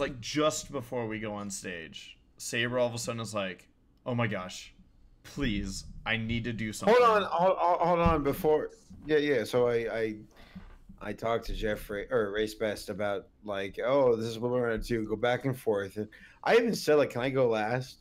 And I could tell that Race like, see, like, you can tell this coming a lot to Race because he had like speeches prepared and emotional, like here's a timestamp of the con where I'm gonna lay down a really emotional line. Which, by the way, well done. We're good. You were pretty freaking great up there yourself. Yeah. Well, there's a part of it where I was like, "Well, we're a fandom of misfits and of outcasts," and you hear someone in the audience go, "Ouch." Other room said ouch 10 seconds later. Yeah. Oh my god, that LARPing was so interesting. Shut up, other room. So we'll get to that though. But yeah, I don't know. Like it's like, I think it was it's Hero. Hero, you tweeted out something like it's gonna hit me later, which like, holy shit, like it's been hitting me. Like I've been busying myself all day, but like right now I feel kind of like this weird like well, what's next kind of thing, which I'm sure life will find ways of staying busy. I think that's one of the scariest things about life is when you don't have something to look forward to. That's scary. Yeah, it's rough. It definitely hit me a little bit. I say a little bit, quite a bit, while I was eating lunch in my car. Like I was just sitting there alone with my thoughts in my car, and I was like, "Oh shit, here it is." It was hitting me at work earlier today because I was just sitting there and I was just kind of looking. It's crazy. Well, it's I mean, I think to an extent, like, and hear me out, but like seeing the show slow down to see the end of BronyCon, and maybe it's just me, so that's why I say hear me out, but kind of reminds us a bit of our own mortality, where things do come to an end, and that sucks. But at the same time, it's like I'd rather go out strong than wither away and just be forgotten. Like if one option was, okay, BronyCon goes on for the next 6 years and just kind of like, oh, we have 1,000 people at the attendance, which for the record, it's nothing to scuff at or snuff at or buff at or scoff at. Scoff. Thank you. I was going to keep saying words until I got it. I was reaching for my dictionary. But because he couldn't reach his dick. I was going to say that. Never can, never will. But like, legitimately though, I am just so overjoyed. It's like it's a beautiful sadness where it's like melancholy. Yeah, where it's like I'm sad to see it go, but I'm glad we got to go out with it on a high note, full of attendees and loving people, and that means a lot. Like, you know, if this thing's gonna end, I want it to end with like my hands full of ecstasy or whatever. Like, just, you know, this shit's like. The drug? Ecstasy's illegal in most cities. Not in Baltimore. Not in Baltimore, my friend. Ice cold water guy. I got the ice cold ecstasy, and it only costs 1 penny. Hey, it costs more than that. Two. Jeff's like, well, man, I'm paying way too much for my ecstasy. Yeah. No, it's... I told Ray, you can see Judy Hopps if you're high enough, and he's like, say no more. What was that? That was a gif of a guy flipping waters. It's Rapid Sparks again saying, shut up, other room. Distant last, 10 seconds later. Best memory. Yes, that was so good. That was. It was weird because I couldn't. So I am used to feedback through speakers because when Tom and I are working at racetracks, we'll get that feedback through the speakers. So I'm used to having to train that out. But it was weird because it was so inconsistent. Like, Yeah. Sometimes you heard it, sometimes you didn't. and then like sometimes no, it was. I heard all the time. It was. I'm sorry, but like I had a speech jammer moment. Like I was on the precipice. Were you? Of my. Oh yeah. Yes. Pony. I was terrified when I heard the other voice in the other room where I was like, oh fucking no. All the times for this to go south. No. God almighty. Mascots, Scott, Thornwing. There you all are. I was terrified, and also when we were sitting in the audience watching the LARPers, because they'd have like this dramatic timing, which is completely debunked from the other room, because you have them being like, "I was afraid that you all would forget me." That you all would forget me. There's an echo. I know it was a because it was actually the live stream that they were playing in there, so there was that 5-second delay, right? That's why. Yeah. For the record, I am not ripping on the LARPers. I thought that they did their best. Oh, but was amazing. if I was in charge, I'm just going to say it right now. If I was in charge of the con, which I should have been. No. I don't. I'm not brave enough for convention like staffing. That shit is beyond me. That takes takes a strong. It's hard enough to go, right, dude? No, right? I don't know. Go on. I was gonna say, okay, I do LARPing out the gate. Let's get that going. It'd be a fun little show. I don't know what the dancing thing was about, but that's fine. But like. I thought the final it was like the what I always mess his name up. How is it? Shiva? Sure. I thought his speech was great. I wish they would have ended it right there. Boom, done. That would have been a good high note. I think we all did. They should have. I think that if like on a scheduling point, other conventions take note. I agree that should have been like the opener. Like bring that in because the honest, genuine opinion of that is that not everybody's like on board with it. Like as far as like following the story of what's going on with these characters. Yeah. So like when they're doing this whole like this is my character development, I'm like, I missed something. Oh yeah, and which again I get the LARPing's fun for a lot of people and for the folks who participate. I'm not knocking like we're all fucking nerds.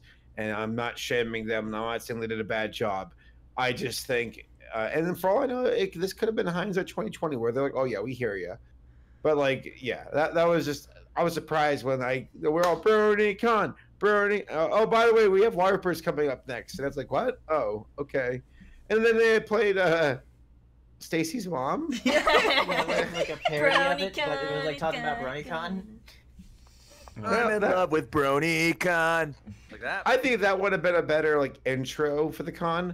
Yeah. But like I was hoping for something a bit more sentimental music, done like Brony Rage. Off the scene. I was going through my phone, my friend. I was looking through the Slam Jam remix of that. I was looking for it.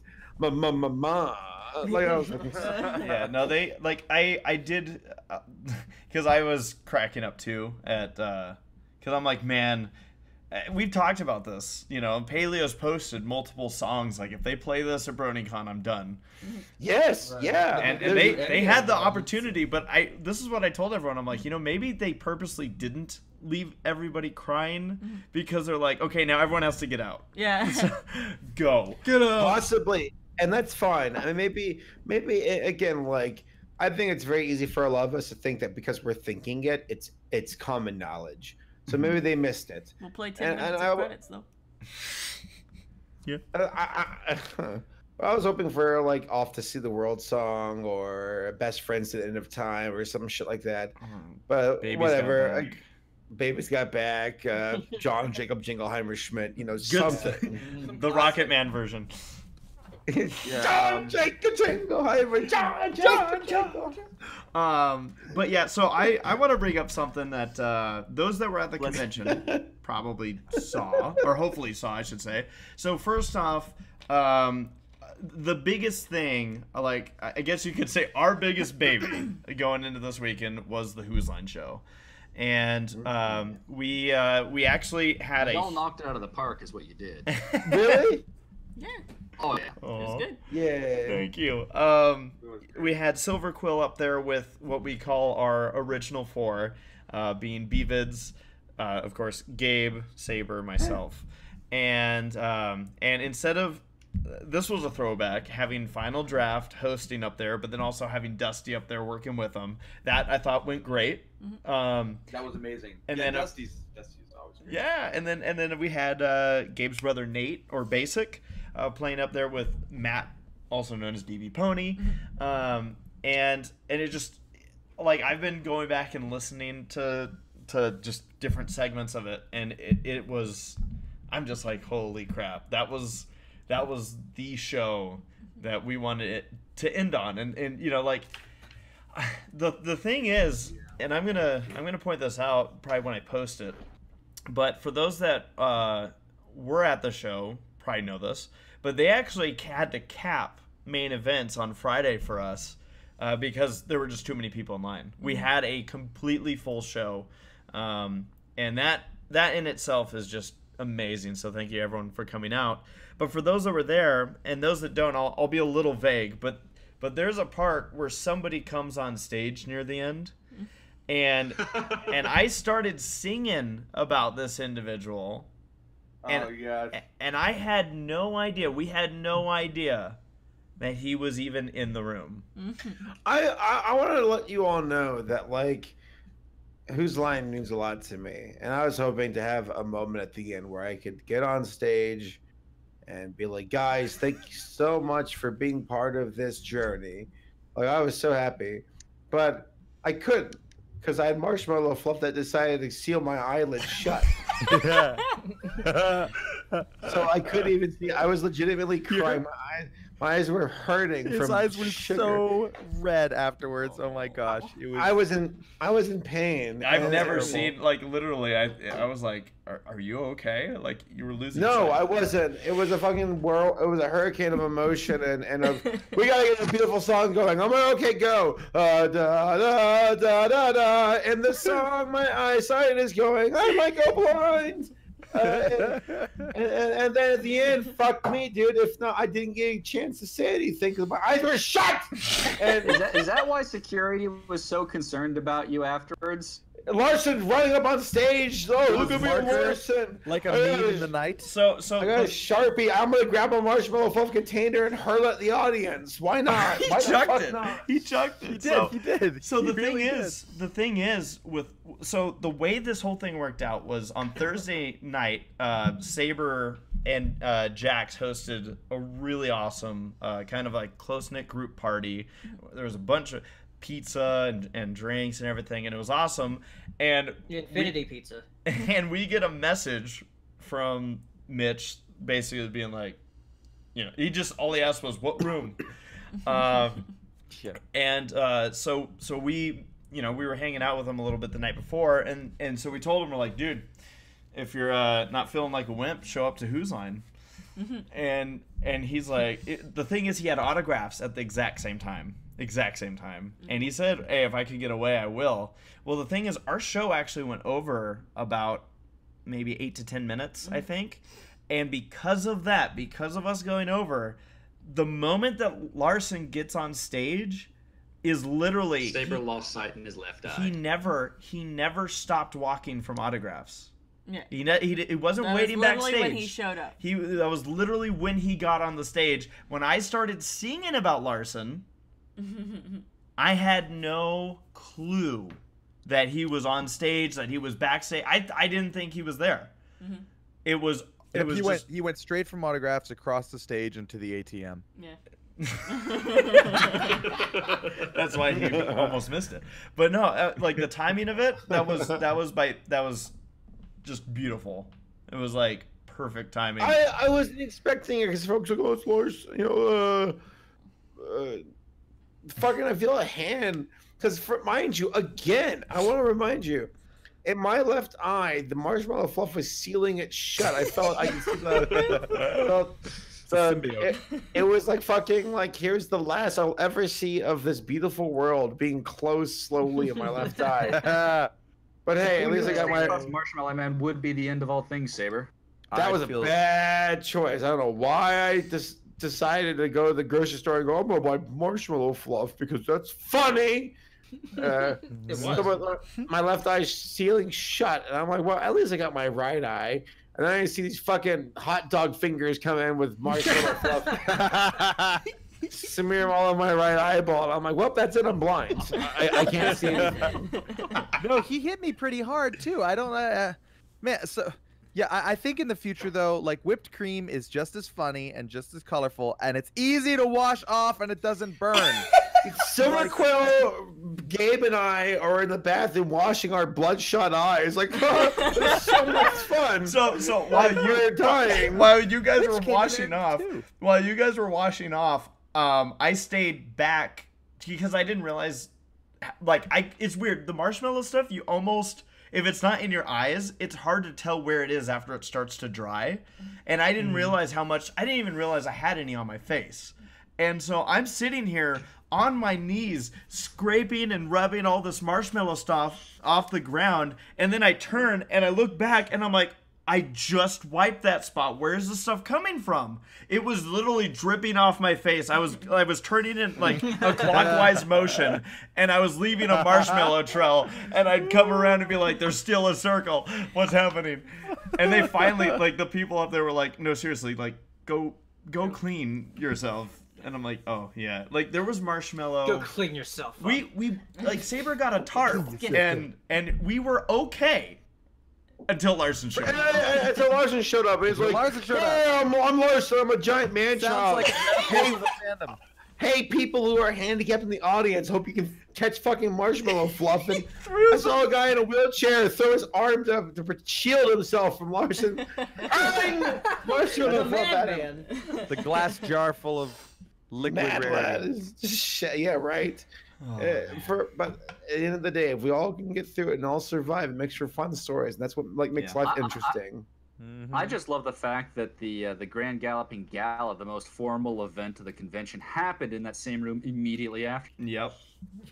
By the way, Dusty's in the chat. Shout out Dusty to Dusty. Cat. Hi, Dusty. Yeah, no, and we did, like, for anyone wondering, we did stay back and make sure that stage was as clean, let's say as clean as we left it, sans a vacuum. Songs. Yeah. Dang, you guys were scouring that thing. But yeah, we made sure to clean up. We stayed back. We didn't just leave a mess for the staff, because for us, like, we want to leave the stage as we showed up with it. So yeah. That being said, we also had I'm just gonna say the craziest Bronies React panel we've ever had, and that's gonna be posted here in the next couple days. Yay. That's just one that you'll just have to witness. But I did. That's where it hit me as far as the emotions. Like I got hit with it during that one, and I knew. I'm like, oh man, I'm gonna cry during this panel. I gotta be honest, Jeff. I expected you to cry, and so I was prepared for that. I wasn't got, and then I saw Hero crying, and that one got. That's when I started to break. I was like, oh. It's a chain. Legit, Jackson and I talked about. I didn't know you got. I didn't know. I did get got. I'm good at covering it up, but I definitely got got. My eyes were quite watery. What I did, I'm a man. He's this soulless individual, which is not a man. Anyway, but I guess what Race said is like, for those of you who know me, you know I don't usually get that emotional, but right now, I am. I was like, yeah, I know. It's like, oh my gosh, this man. the man with the smiles and no tear ducts. Yeah. Right. No, and actually, as soon as you said that, I got got, and then Jax looked See, at actually, me. the marshmallow fluff, the marshmallow fluff dried up in his tear duct, so he was fine. That's right. And his eyes exploded 2 minutes later. So you said, Hero, you looked at Jax. No, like you got me, and then Jax looked at me. He's like, "Oh no, Hero, no." Then he got No, got. man, no. Apparently, Gabe also got somewhere in there. Yeah, I saw you guys crying. I was like, no. Paleo was in trouble, but then Saber was like, Yeah, and then Saber leaned over to me and made a And joke. kissed your ear. "What are you laughing Sorry, at?" I'm being reminded of that story that you told me of Saber that I laughed at for like 5 minutes. So straight. Saber did lose it during this, but we'll get into that in a second. So, Yeah, I want to hear about that. so That so was- with the I can't believe you're laughing at him. This is why he didn't cry in front of people at the panel. No, so yeah, so when we got to the room, we got there really early actually, and it was maybe close to 45 minutes before the panel, and they had already closed off the line. And I had kind of prepared that, like, the thing is, and I don't know how many people realize this, every time Lauren Faust had a panel at this convention, except for Jackbox games, because I didn't see her listed on that one, but every time Lauren Faust There's a story was for on, that too. yeah, oh yeah, I got a great story for that. Gamer girl bathwater. Man, Lauren has a great opinion of you two, I'm sure. I have a story. I do want to share it, but continue. Okay. So every time Lauren had like a panel that she was announced on, we had a panel against it, and Brony's React was one of them. And so I had kind of just accepted, like, you know, we might have less people. I get it, you know, it's a Lauren Faust panel, you know, big deal.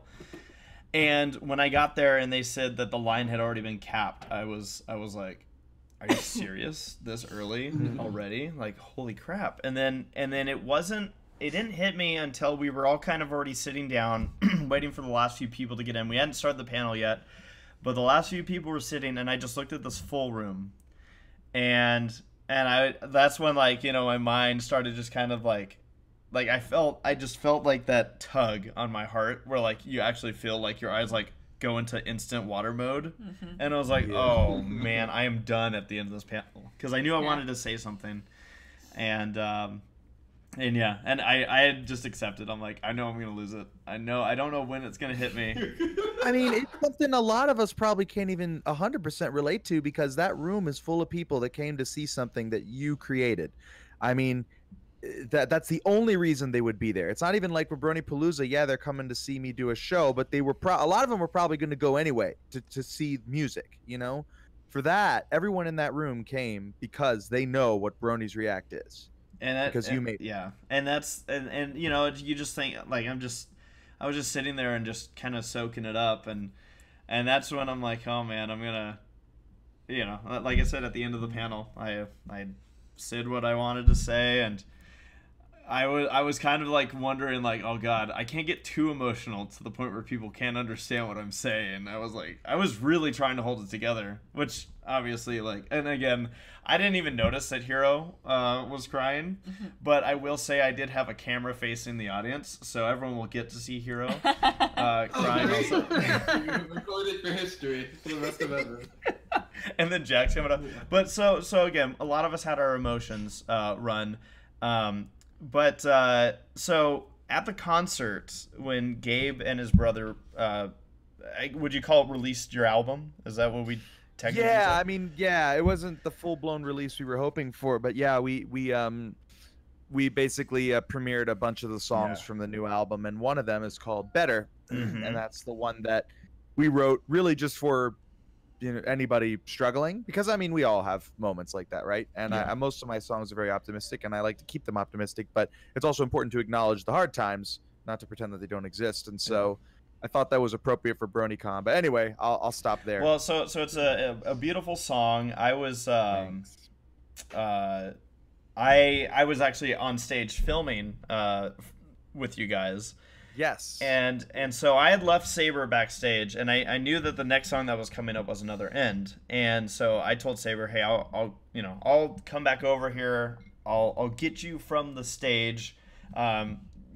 He and I will go up, and then if there is going to be any kind of like stage flood, like Nate will kind of dictate that, as opposed to me all of a sudden accidentally letting like everybody on, so to speak.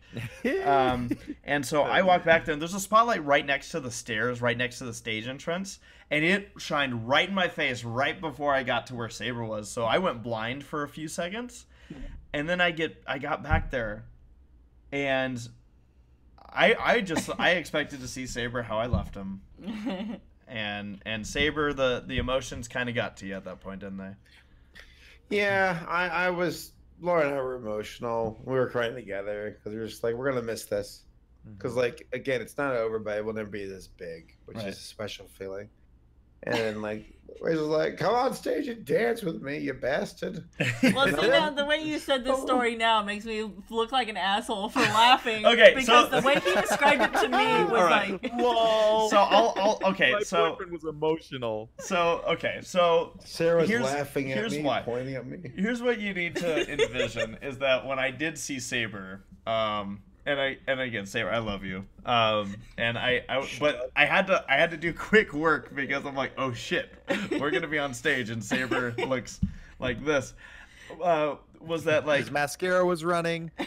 Yeah, like basically his whole face was scrunched up in like a crying motion, and this is all I hear. Like all of a sudden the music goes quiet, and I hear. And I'm like, oh no, and I'm literally like trying to like prepare him for like battle, like we're gonna do this, we're gonna make this one count, and then we got on stage and it was all good. But yeah, Sarah, I didn't realize, Saber, that Sarah was like she loved this story. I did, because again, you're not telling it the way you told it to me, because like it was just poetic the way he told it to me, and being like, so the light, cleared, my vision cleared, and I just see Saber just bawling and backstage, and Laura's like next to him, being like, Laura was comforting you, and she turns to me and goes, he's crying. Yes, that's right. And all I'm doing is picturing Saber in his Spider-Man outfit, just like pulling backstage, while Laura's just like nonchalantly just being like, just let it out. There's also the physical element to when you tell stories, Jeff, but you tend to act it out, and you did this beautiful, there was this visual that you provided of him like solemnly nodding and wiping tears while walking towards the stage, preparing to jump up and down and pump his fists. I feel so bad. I think Saber. Gonna get better. But it was. What panel was this during? It was during the concert. The concert. Okay. We were about to get on stage, and Saber was again, and I get it, the emotions. Obviously, I had my bit during. It was emotionally charged. It was. Gabe, your song spoke to me. Yeah. And I thought it was beautiful. Thanks, and I thought it was pretty stupid. And yeah. No, that I feel terrible. I'm not making fun of you. It's actually very sweet, and it means a lot to me that my song could touch even my closest friends. I mean, that's a really, really amazing feeling, and it means that I did myself a service by getting emotional. I do try to keep like heavy stuff out of my songs because I'm actually not one to dwell on the melancholy and the bittersweet very much. I'm kind of a happy-go-lucky optimist most of the time, but there is a place for it, and I wanted to have at least one song that touched on that. It's a good song. It is. Thank you. Though I have one question, and then I want to get into the Saber Lauren Faust story that we were discussing. Yes. Yes. So I remember when we were discussing, and this is kind of like I guess just kind of the general way that stage direction goes at times. Is sometimes sometimes it surprises you. Either it doesn't do what you expected, or it does something you're like, oh my god, that was perfect and not planned. And I remember we were discussing a drop in the song, and like oh, that'd be such a great like shot if you can like kind of get the crowd, and then because they had like, what was it, like a fog, not a fog machine, but like they had jets, smoke jets on the and so I did the pan like going like, oh, here it comes. And then they didn't do their thing, and I was like, oh. Oh man. Yeah. What is it? It was kind of interesting because we all got played a little bit because everyone's like, oh man, it's at closing ceremonies where everyone's gonna get got when they play the music. But what we didn't know is that everyone actually got at different times during the convention. Yes. Everyone got there, but not at the point. No, absolutely. I think everyone expects it to happen in closing ceremony, so we're ready. We've built up the defenses. You know, we're like, it's not going to hit me here. And then it catches you off guard. It's like, oh yeah, let's go to Brony's React, and it's like, yeah. A number of us got hit at the Brony's React panel. For those that didn't, like Saber, it hit him at the concert. Like you said, because I know it obviously hit Laura during closing ceremonies. And again, like for a lot of us, it's because I know Sarah's sitting next to me going like, well, I mean, yeah, but for those of us, it didn't get me. But for those of us that have had the relationship with this convention for years, that's where I think it gets a lot of us. Like Gabe, this was your first convention that you ever went to back in 2013. It was. I remember this convention. While it wasn't the first one I ever went to, it was the first one that made me want to go to conventions because I was watching it. I was watching live stream from 2012 and EQI's interviewing Jax Blade, and I'm just sitting here going like, I want to go to a convention. I want to go to BronyCon, and I promised myself I'd never miss another BronyCon, and there it is. So Saber, speaking of #BronyCon moments, we had an interesting one because we did Jackbox on Sunday morning.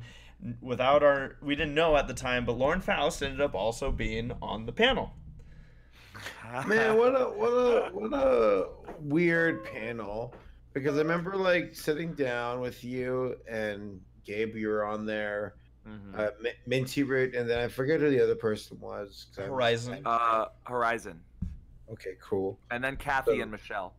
Kathy and Michelle. So the tension was set, where we're all sitting on stage. I don't think many of us knew what was happening. We're just kind of let's wing it, especially for Kathy and Michelle and Lauren, because I don't think they've played Quiplash before. Well, of course, yeah.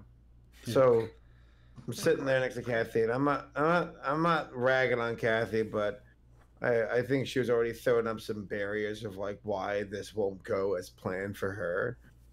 Like I overheard her like leading over to Michelle and Lauren, being like, "Well, this audience is mostly guys, so of course they're going to go for the poo-poo jokes." Which, like, oh my gosh! Immediately right after one of her smart jokes won around quite handedly, and I'm like, "Well, there you go. Like, come on, like, fucking." That kind of bothered me. I'm like, really? Like, hey man, if you just 7 years after defying gender norms, and now's the time where you think no. Yeah, okay, no, I'm not gonna make that joke. Never mind. Keep going. But if the music rock and roll is loud enough, this ice will be angry. But but whatever. All right. So it was so during the panel, I'm sorry to interrupt, but yeah, kinda like for real. It's like you've been in this for 7 years, and you're like, what? I mean, maybe it was just, you're right. Maybe it was nervous. I like Kathy a lot. Maybe it was just nervousness because Lord knows I was about to show my own. So, might have been a joke too. Like, yeah, I mean, yeah. Whatever. Never mind. I feel like Gabe's got something to say. I don't. Whatever. I don't. No, you and Kathy are good friends. Yes. Well, I lived in Vancouver for 2 years, and there is definitely an air of Of what? I'm gonna use the word prestige because it's the nicest word that is I was gonna sort say of.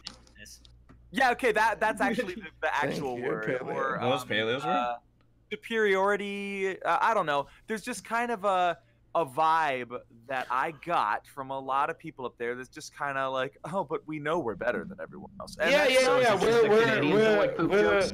better educated. No, I think the Canadians have some dirty humor. Yeah, but it's not just Vancouver. It's the whole industry up there is kind of it's a very Hollywood. For the record, I want to make it abundantly clear that in no way, shape, or form are we dragging Kathy. We love her. No, because I love them, but they're from a different culture and a different world. It really is. That's just kind of the vibe that I got when I was up there. It's a little intimidating because there's just kind of the Yeah. Well, they're more, exactly. You guys know what I mean. I don't have to say anything. Well, a lot of us are average Joes. Like, we don't come from like upper class. We're from middle class, if even that. And they know it. And they won't let us forget it. No, they won't. Nah. Well, they're sitting next to this nephew, suburban bastard. No, but the thing is, but it is their culture. It is the world that they're used to. They are very loving and caring people for the most part that I've met. And Kathy she's one of the sweetest people ever, but she also has just kind of a preconceived opinion that she goes into things with, as a lot of them do, based on the lifestyle that they have. And I'm sure we do the same thing to them. I'm sure there's things that they can go from their perspective. They're like, that's weird. They probably enjoyed the new Lion King movie. Oh, bastards! Disgusting. But let's get things moving along. Are we even going to try and attempt Q&A? We'll do a small version of it, but I'm still waiting. I'll wrap this up so we move things along. So yeah, sitting down. First round went well. Second round, okay, cool. I'm feeling good. All right, one of the prompts was, what would you want to fill a fucking pool with? And I'm like, oh shit, I don't know, Jello pudding. Oh my god, it's a meme right now. Gamer girl bathwater. I'm trying to remember, because like I don't want to just leave you to be the only one thrown under this bus. Because you're a host of the panel. Don't worry about it. I'll take responsibility. Well, I was gonna say, but I suggested the gamer girl water because you had something else in it. Whatever. So we entered that in, and then immediately after, one was like, what would you want? What's another use for uncooked spaghetti noodles? I'm like, rectal exams. And that one was all you. That one was all so mind you, when stuck a feather in his butt and called him macaroni. Exactly. Now turn and cough, please. But so it came up where it's like, what's a thing that you would want to fill a pool with? Option 1, whatever. Option 2, gamer girl bathwater. On here, Michelle, Lauren, and Kathy go, ooh, that's not cool. That's bad. That's no good. And I feel my chest tightening where I'm like, come on, Stephen, you gotta think of an out for this. And I turn to them and I'm like, you see, I know it's not good because I'm testing the audience. If they vote for it, it'll prove that they're a bunch of deviant fucks. So I like threw the audience under the bus. Because what happened is they did vote for it. And I was like, you see, thesis proven. Like, and they should have stood up and said, "How dare you all? That was a test, and you how failed. dare you?" Which I was thinking, like, haha, Steven, you got away with this. To which immediately after, what's a use for uncooked spaghetti noodles? And I'm like, well, I'm fucked. Rectal exams. But then Lauren Faust comes like, what's the best prize to get out of a Cracker Jack box? Lauren Faust is like, crack. Yeah. Crack. And the sad part was she didn't win because the other person put M.A. Larson. Exactly. Yeah, that Larson's is a an win auto all. win. You just got to use him once, but he's the dang it, how's Uno played? He's the wild card, the trump card. Yeah. Oh, Trump is also a trump card. Trump is also a trump card. By the way, so that go was on. fun. That's good marketing. Yeah. So I just want to mention real quick, Zootopia News Network sent us a super chat saying y'all are awesome and it was awesome to meet ya. Yeah. Yay. Of course, I was excited to see the. You got a super chat from Nora as well. Andy. Nora says, "Ow, my question is for all y'all." Oh, we'll get to this question in a second. So we'll open it up with Nora's Q&A. But just to finish it off, again, we get more in depth with our kind of final thoughts and everything in the vlog as far as BronyCon. But as far as I say that was everything I hoped for this weekend. It Agreed. went amazing. Yeah. It was a great week. It really was. Well, weekend. So good work, everybody. Good. I'm Yeah, really glad I've we been did to it. one. I've never been to BronyCon before, but it was. You quite feel it, fun. don't you? It was good. It was good. We're there for the Semi Perfect Podcast panel. If you were in line to ask a question and didn't get the chance, now's your time. Oh, did we have to cut that one off? Yeah. Dang, we're crazy. So we're gonna do 10 minutes of Q&A. We'll end this at 8:15 Pacific time. And yeah, again, a big thank you to everybody coming out. So Nora sent us a super chat, and it is the first question of the night, asking, "Ow, my question is for all y'all. Since my head is all stitched up from my own dumbness, what is the craziest injury you got? Oh, and miss you, Gabe." Who's Nora? She's I'm kidding. from. By the way, Nora, yeah, I heard about that injury. That really sucks. And I have so many answers to that question. Yeah, you do. I would. I'd say the craziest injury was probably when I broke my femur, just because of the whole situation, falling off the cliff and then having to be pulled out of the water before the tide drowned me. And What's your life? Yep. Yep. I know this story. This is why I'm laughing. Yeah, and it was a compound fracture, so my knee was compressed, way higher than it should have been, and then they pulled my knee past my foot past the other foot, and they didn't get morphine into me when they did that, so I actually passed out from the pain, and then I had to wait for 3 days in a medically induced coma so that they could make the rod, because they had to custom make the rod to fit into my leg, and then I had to have it removed 6 months later because I was still growing. That was my craziest 6-month injury experience, but I have injured my head a number of times. So, Nora, my question for you is, did you get stitches or staples? Oh, while she answers that, Sarah, what's your craziest injury? I have not really seriously injured myself. Knock on wood. Good. The worst injury I've ever had is a hairline fracture in my my left foot. Yeah. Yeah.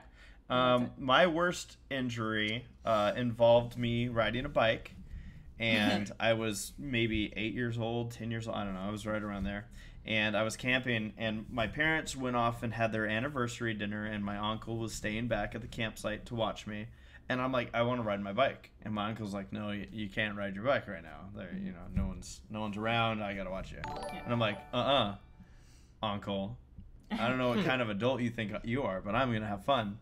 And I went and rode my bike, and the biggest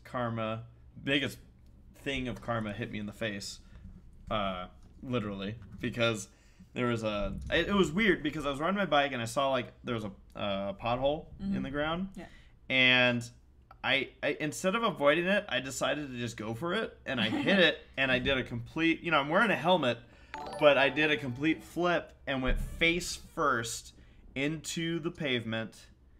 And I just remember sitting there with my face like squished against the ground and seeing another camper from a distance kind of like, are you all right? And start walking towards me. And that's about the time I don't remember anything else. And I just remember everybody coming. So we were there like a little bit before a lot of family got there, and everyone came in to see me, and I had the biggest fat lip, and I felt like I was on my deathbed. Like everybody was coming in and like holding my hand and being like, you're a dumbass. And then that's what people say to me on my deathbed. Dumbass. Honest. Anybody else? I was wakeboarding, which is something that I used to do. Nice. Yeah, it's Dude, so much fun. It is. I miss it. Oh my god. I miss it too. I can't do it anymore. My friend with the boat moved to California. But anyways, when I was wakeboarding, I took a fall because that's what you eventually do every time. And one such fall, for some stupid reason, I guess my top.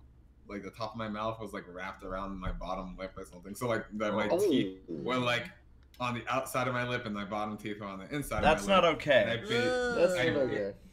Right through my lip. I'm sure no one's looking really intensely at my mouth or anything, but the scar is still there. No, I've noticed every time I look at you. Biting straight through your lip. What's interesting is the adrenaline makes it so that it didn't hurt at first. But I was like, something went wrong, and then I got up out of the water. I was like, oh, cool. I can see straight through my lip. That's great. That's wonderful. So well happened to me too. I tripped my bottom teeth, went through my bottom lip. I have a scar to this day. Really? Right. Race, Race, you've heard stories. Barbecue story or car wash story? Oh God. Car wash. All right, so I was on the mock trial team in high school, and we were doing a fundraising car wash because that's what you do in mock trial. It's great. I got in a water fight with one of the other girls there. I had the hose. She had a sponge. You'd think I would have won. But my legs can hyperextend, meaning they can go back past vertical. It doesn't hurt, but it really relaxes the tendons that hold the kneecap in place. Never mind, I don't like this funny thing. Oh, you don't want to hear about how I dislocated by turning to avoid the water, slipping and falling straight down. Rotated my kneecap 90 degrees. It was. All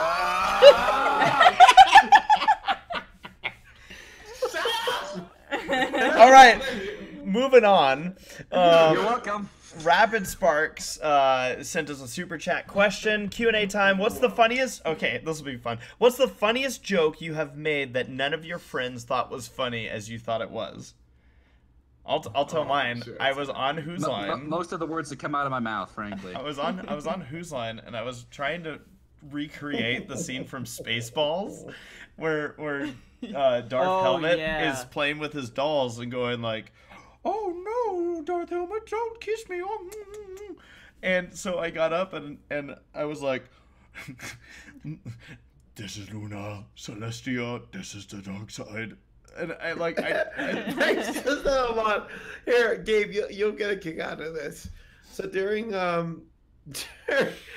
Helping Hands, because Gabe was on stage acting with Race and me, Race is digging through the bag of stuff, and there's a pie tin, and I think Gabe, you said something about like take good care of the pie tin. And in the back of my head, I'm like, I hope he does, because it's the only one we have. Please don't destroy it, because that will just make it where we can't have the final gag. And as soon as you were like, take good care of it, Race grabs it and slams on the table, and you see all of the pie crust shatter at once and shoot up in the air, and the metal tin crack down the middle, right through the middle. And I'm like, well, fuck! Like, that's one of those integral parts of our gags. And this is the timing of getting. Be careful with it. Thwack! You see it break right down the middle. That killed me. That cut my chin when Ray smashed the pie in my face. That little broken. I actually drew blood for safety reasons. Yeah. Oh Lord. Anyone else have a joke that they told and didn't go well? I've had many, and I don't remember any of them because I usually repress them, because the feeling of telling a joke that you think is funny, then no one laughs, is worse than breaking your leg, and I would know. Do you all want to hear one of the worst ones from when I was a kid? Yes. Yes. Oh no. Brace yourselves. This one to this day haunts me. So I was in middle school, and there was a girl in my class named Jasmine, and she was black, and which is integral to the story. I will explain why. So you'll learn from how stupid I am. So I remember like hanging around again. Like I can't explain enough how fucking awkward I was. Like I know I am now, but like to the nth degree was I awkward in middle school. And I remember sitting in class, and there was a stupid thing about how if you have a black line running down the middle of your tongue, that means you're lying. So my classmates are trying to test this out by telling lies, and there's a black line running down the middle of your tongue, you're lying. Which I'm like, okay, I don't know if that's a thing. Do our tongues have black lines? I don't know. And I thought it would be hilarious to kick this joke up a notch. And I'm like, Jasmine, let me do it with you. And she holds her tongue out. I'm like, oh, you're black. And then I walk away. And I'm like, wow, Steven, that was a hilarious joke. I'm going to be the funniest kid in school. And I immediately felt just disgusted afterwards. Where I'm like, wow, that was a terrible joke. Why did I have my mouth? Someone kill me. to this day, I wake up in bed and I'm like, oh my god, that was like, that was awful. What was I thinking?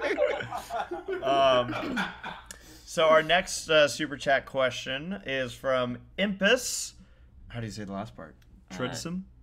Guys, I'm sorry, but I might actually have to leave really quick here. Okay, it's okay, Gabe. No problem. It's okay. The show's about to end anyways, but the question being, did you guys watch the OKKO Let's Be Heroes Sonic the Hedgehog crossover? If so, what did you think? I haven't watched it yet. I want to. Was that a spoiler? No, it's not a spoiler. It was heavily promoted. Okay. Yeah, heavily promoted. Has anyone seen it? I haven't seen it yet, but it looks really good. I've seen clips from it, and like the animation, they really went all out with like Sonic and like making it really cool. Like there was a segment where like he's doing his running thing, and he's like going around on, like kind of like in the original Sonic game where there's just all these like loops and all that stuff. So I'm sorry, I just have to interject really quickly here. Did I cut you off? No. Okay. I just now noticed that the person. So for anyone that watched my Comic-Con vlog, there was an individual who added me on Twitter by the name of Curtis Fletcher, and it created. He wanted me to ask you about the Pennywise incident. Yeah. Well, I told that story the last time I think on the last podcast, but it's just funny seeing Curtis. Yeah, but I wasn't here. Oh well, I'll catch you back up since we're just now finishing up the podcast. 2 more super chat questions, or do we have another one that just snuck in? Another one. Oh my god! So I gotta stop doing your tangents. I know, we love talking. Okay, Britfields is asking, what cons are you looking forward to now that BronyCon has ended? What are some of your favorite small cons? Any I get invited to. Any convention that invites me, I am excited to go to. I love Ciderfest. It's got cheese curds. I want to go. Charlie, if you're listening, invite us. We'll go. And Charlie is amazing. Please invite me.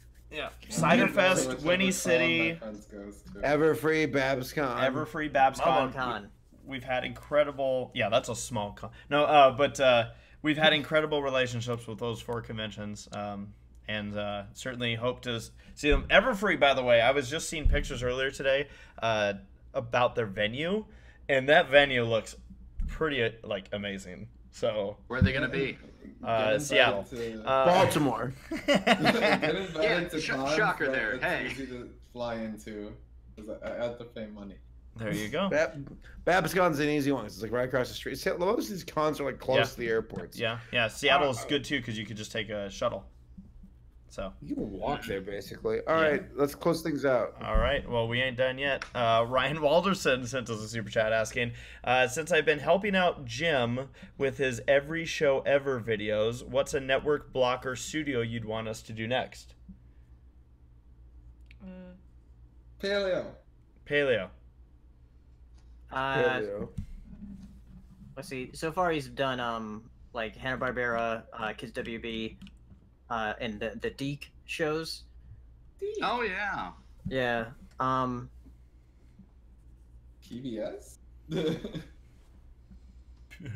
PBS. Yeah, PBS shows. Yeah. I guess, interesting. Yeah. There you go. All right. We're going to end it on this one.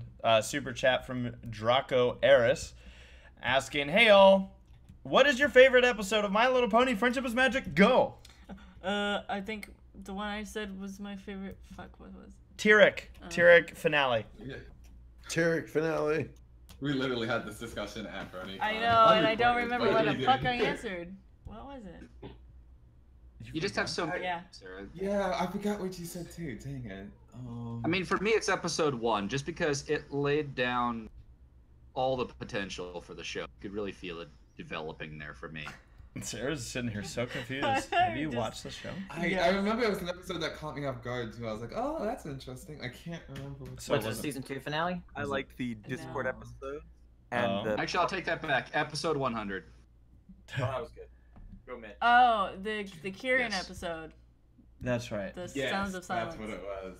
Yeah. Sarah liked it because I talk a lot. No, I just feel like it was a good message. All right, we made it to the end. Song too. Sarah, we need to thank Yeah. Whoa, wait. What? Excuse you. I want to say one of my favorite. Oh, I'm sorry. Tell me. It's the Applejack's parents episode easily. Like, nothing Oh, can yeah, close. perfect. Good choice. I remember watching that, and I was just like, "This is the best episode of the show, easily done. That's it." I wouldn't go that far. That was good. For me. No, I wouldn't even say that. No, I'm joking. Your opinion. I is wouldn't not go that correct. far. All right, well, we need to thank. That's not correct. That is not correct. All right, good night, everybody. Wait, got- time no, out, no, you no, son of a no. bitch. We gotta thank all our super chatters. We got a lot Jesus. today, and we really appreciate it. We've got Exio Dying, Rapid Sparks, Mext, Missy, Stone, Jack Splade, Britt Fields, Zootopia News Network. Thank you, Nora Mermaid. We've got Impus Tradissim, Ryan Walterson, Draco Eris. All right, folks, we'll be back in 2 I weeks. want to plug something real quick. Oh, plug it. Yes. Fuck. Oh, next week is the 100th episode of the POS podcast on my channel. Be sure to check it out. Yeah. Yeah, we're gonna have a lot of people on. Yep. Awesome. And Great. oh, by the way, this was also the Alicon preview show. So I'm going to Australia, and hopefully I see people in Adelaide, Australia. I'll be recapping it on the next show. It's insane to me that I'm Watch going to out for Australia. spiders. Oh God! All right. Well, thank you all so much for everything, And all of for our live of you viewers. that caught up to us at BronyCon, it was great to meet y'all. Yeah, it was Yes. good You seeing too, man. everybody. Good seeing everybody. Good night, everybody. We'll see you in 2 weeks. That's Bye. August 21st. Damn ponies. Good night, everybody. The ponies are over. Mhm.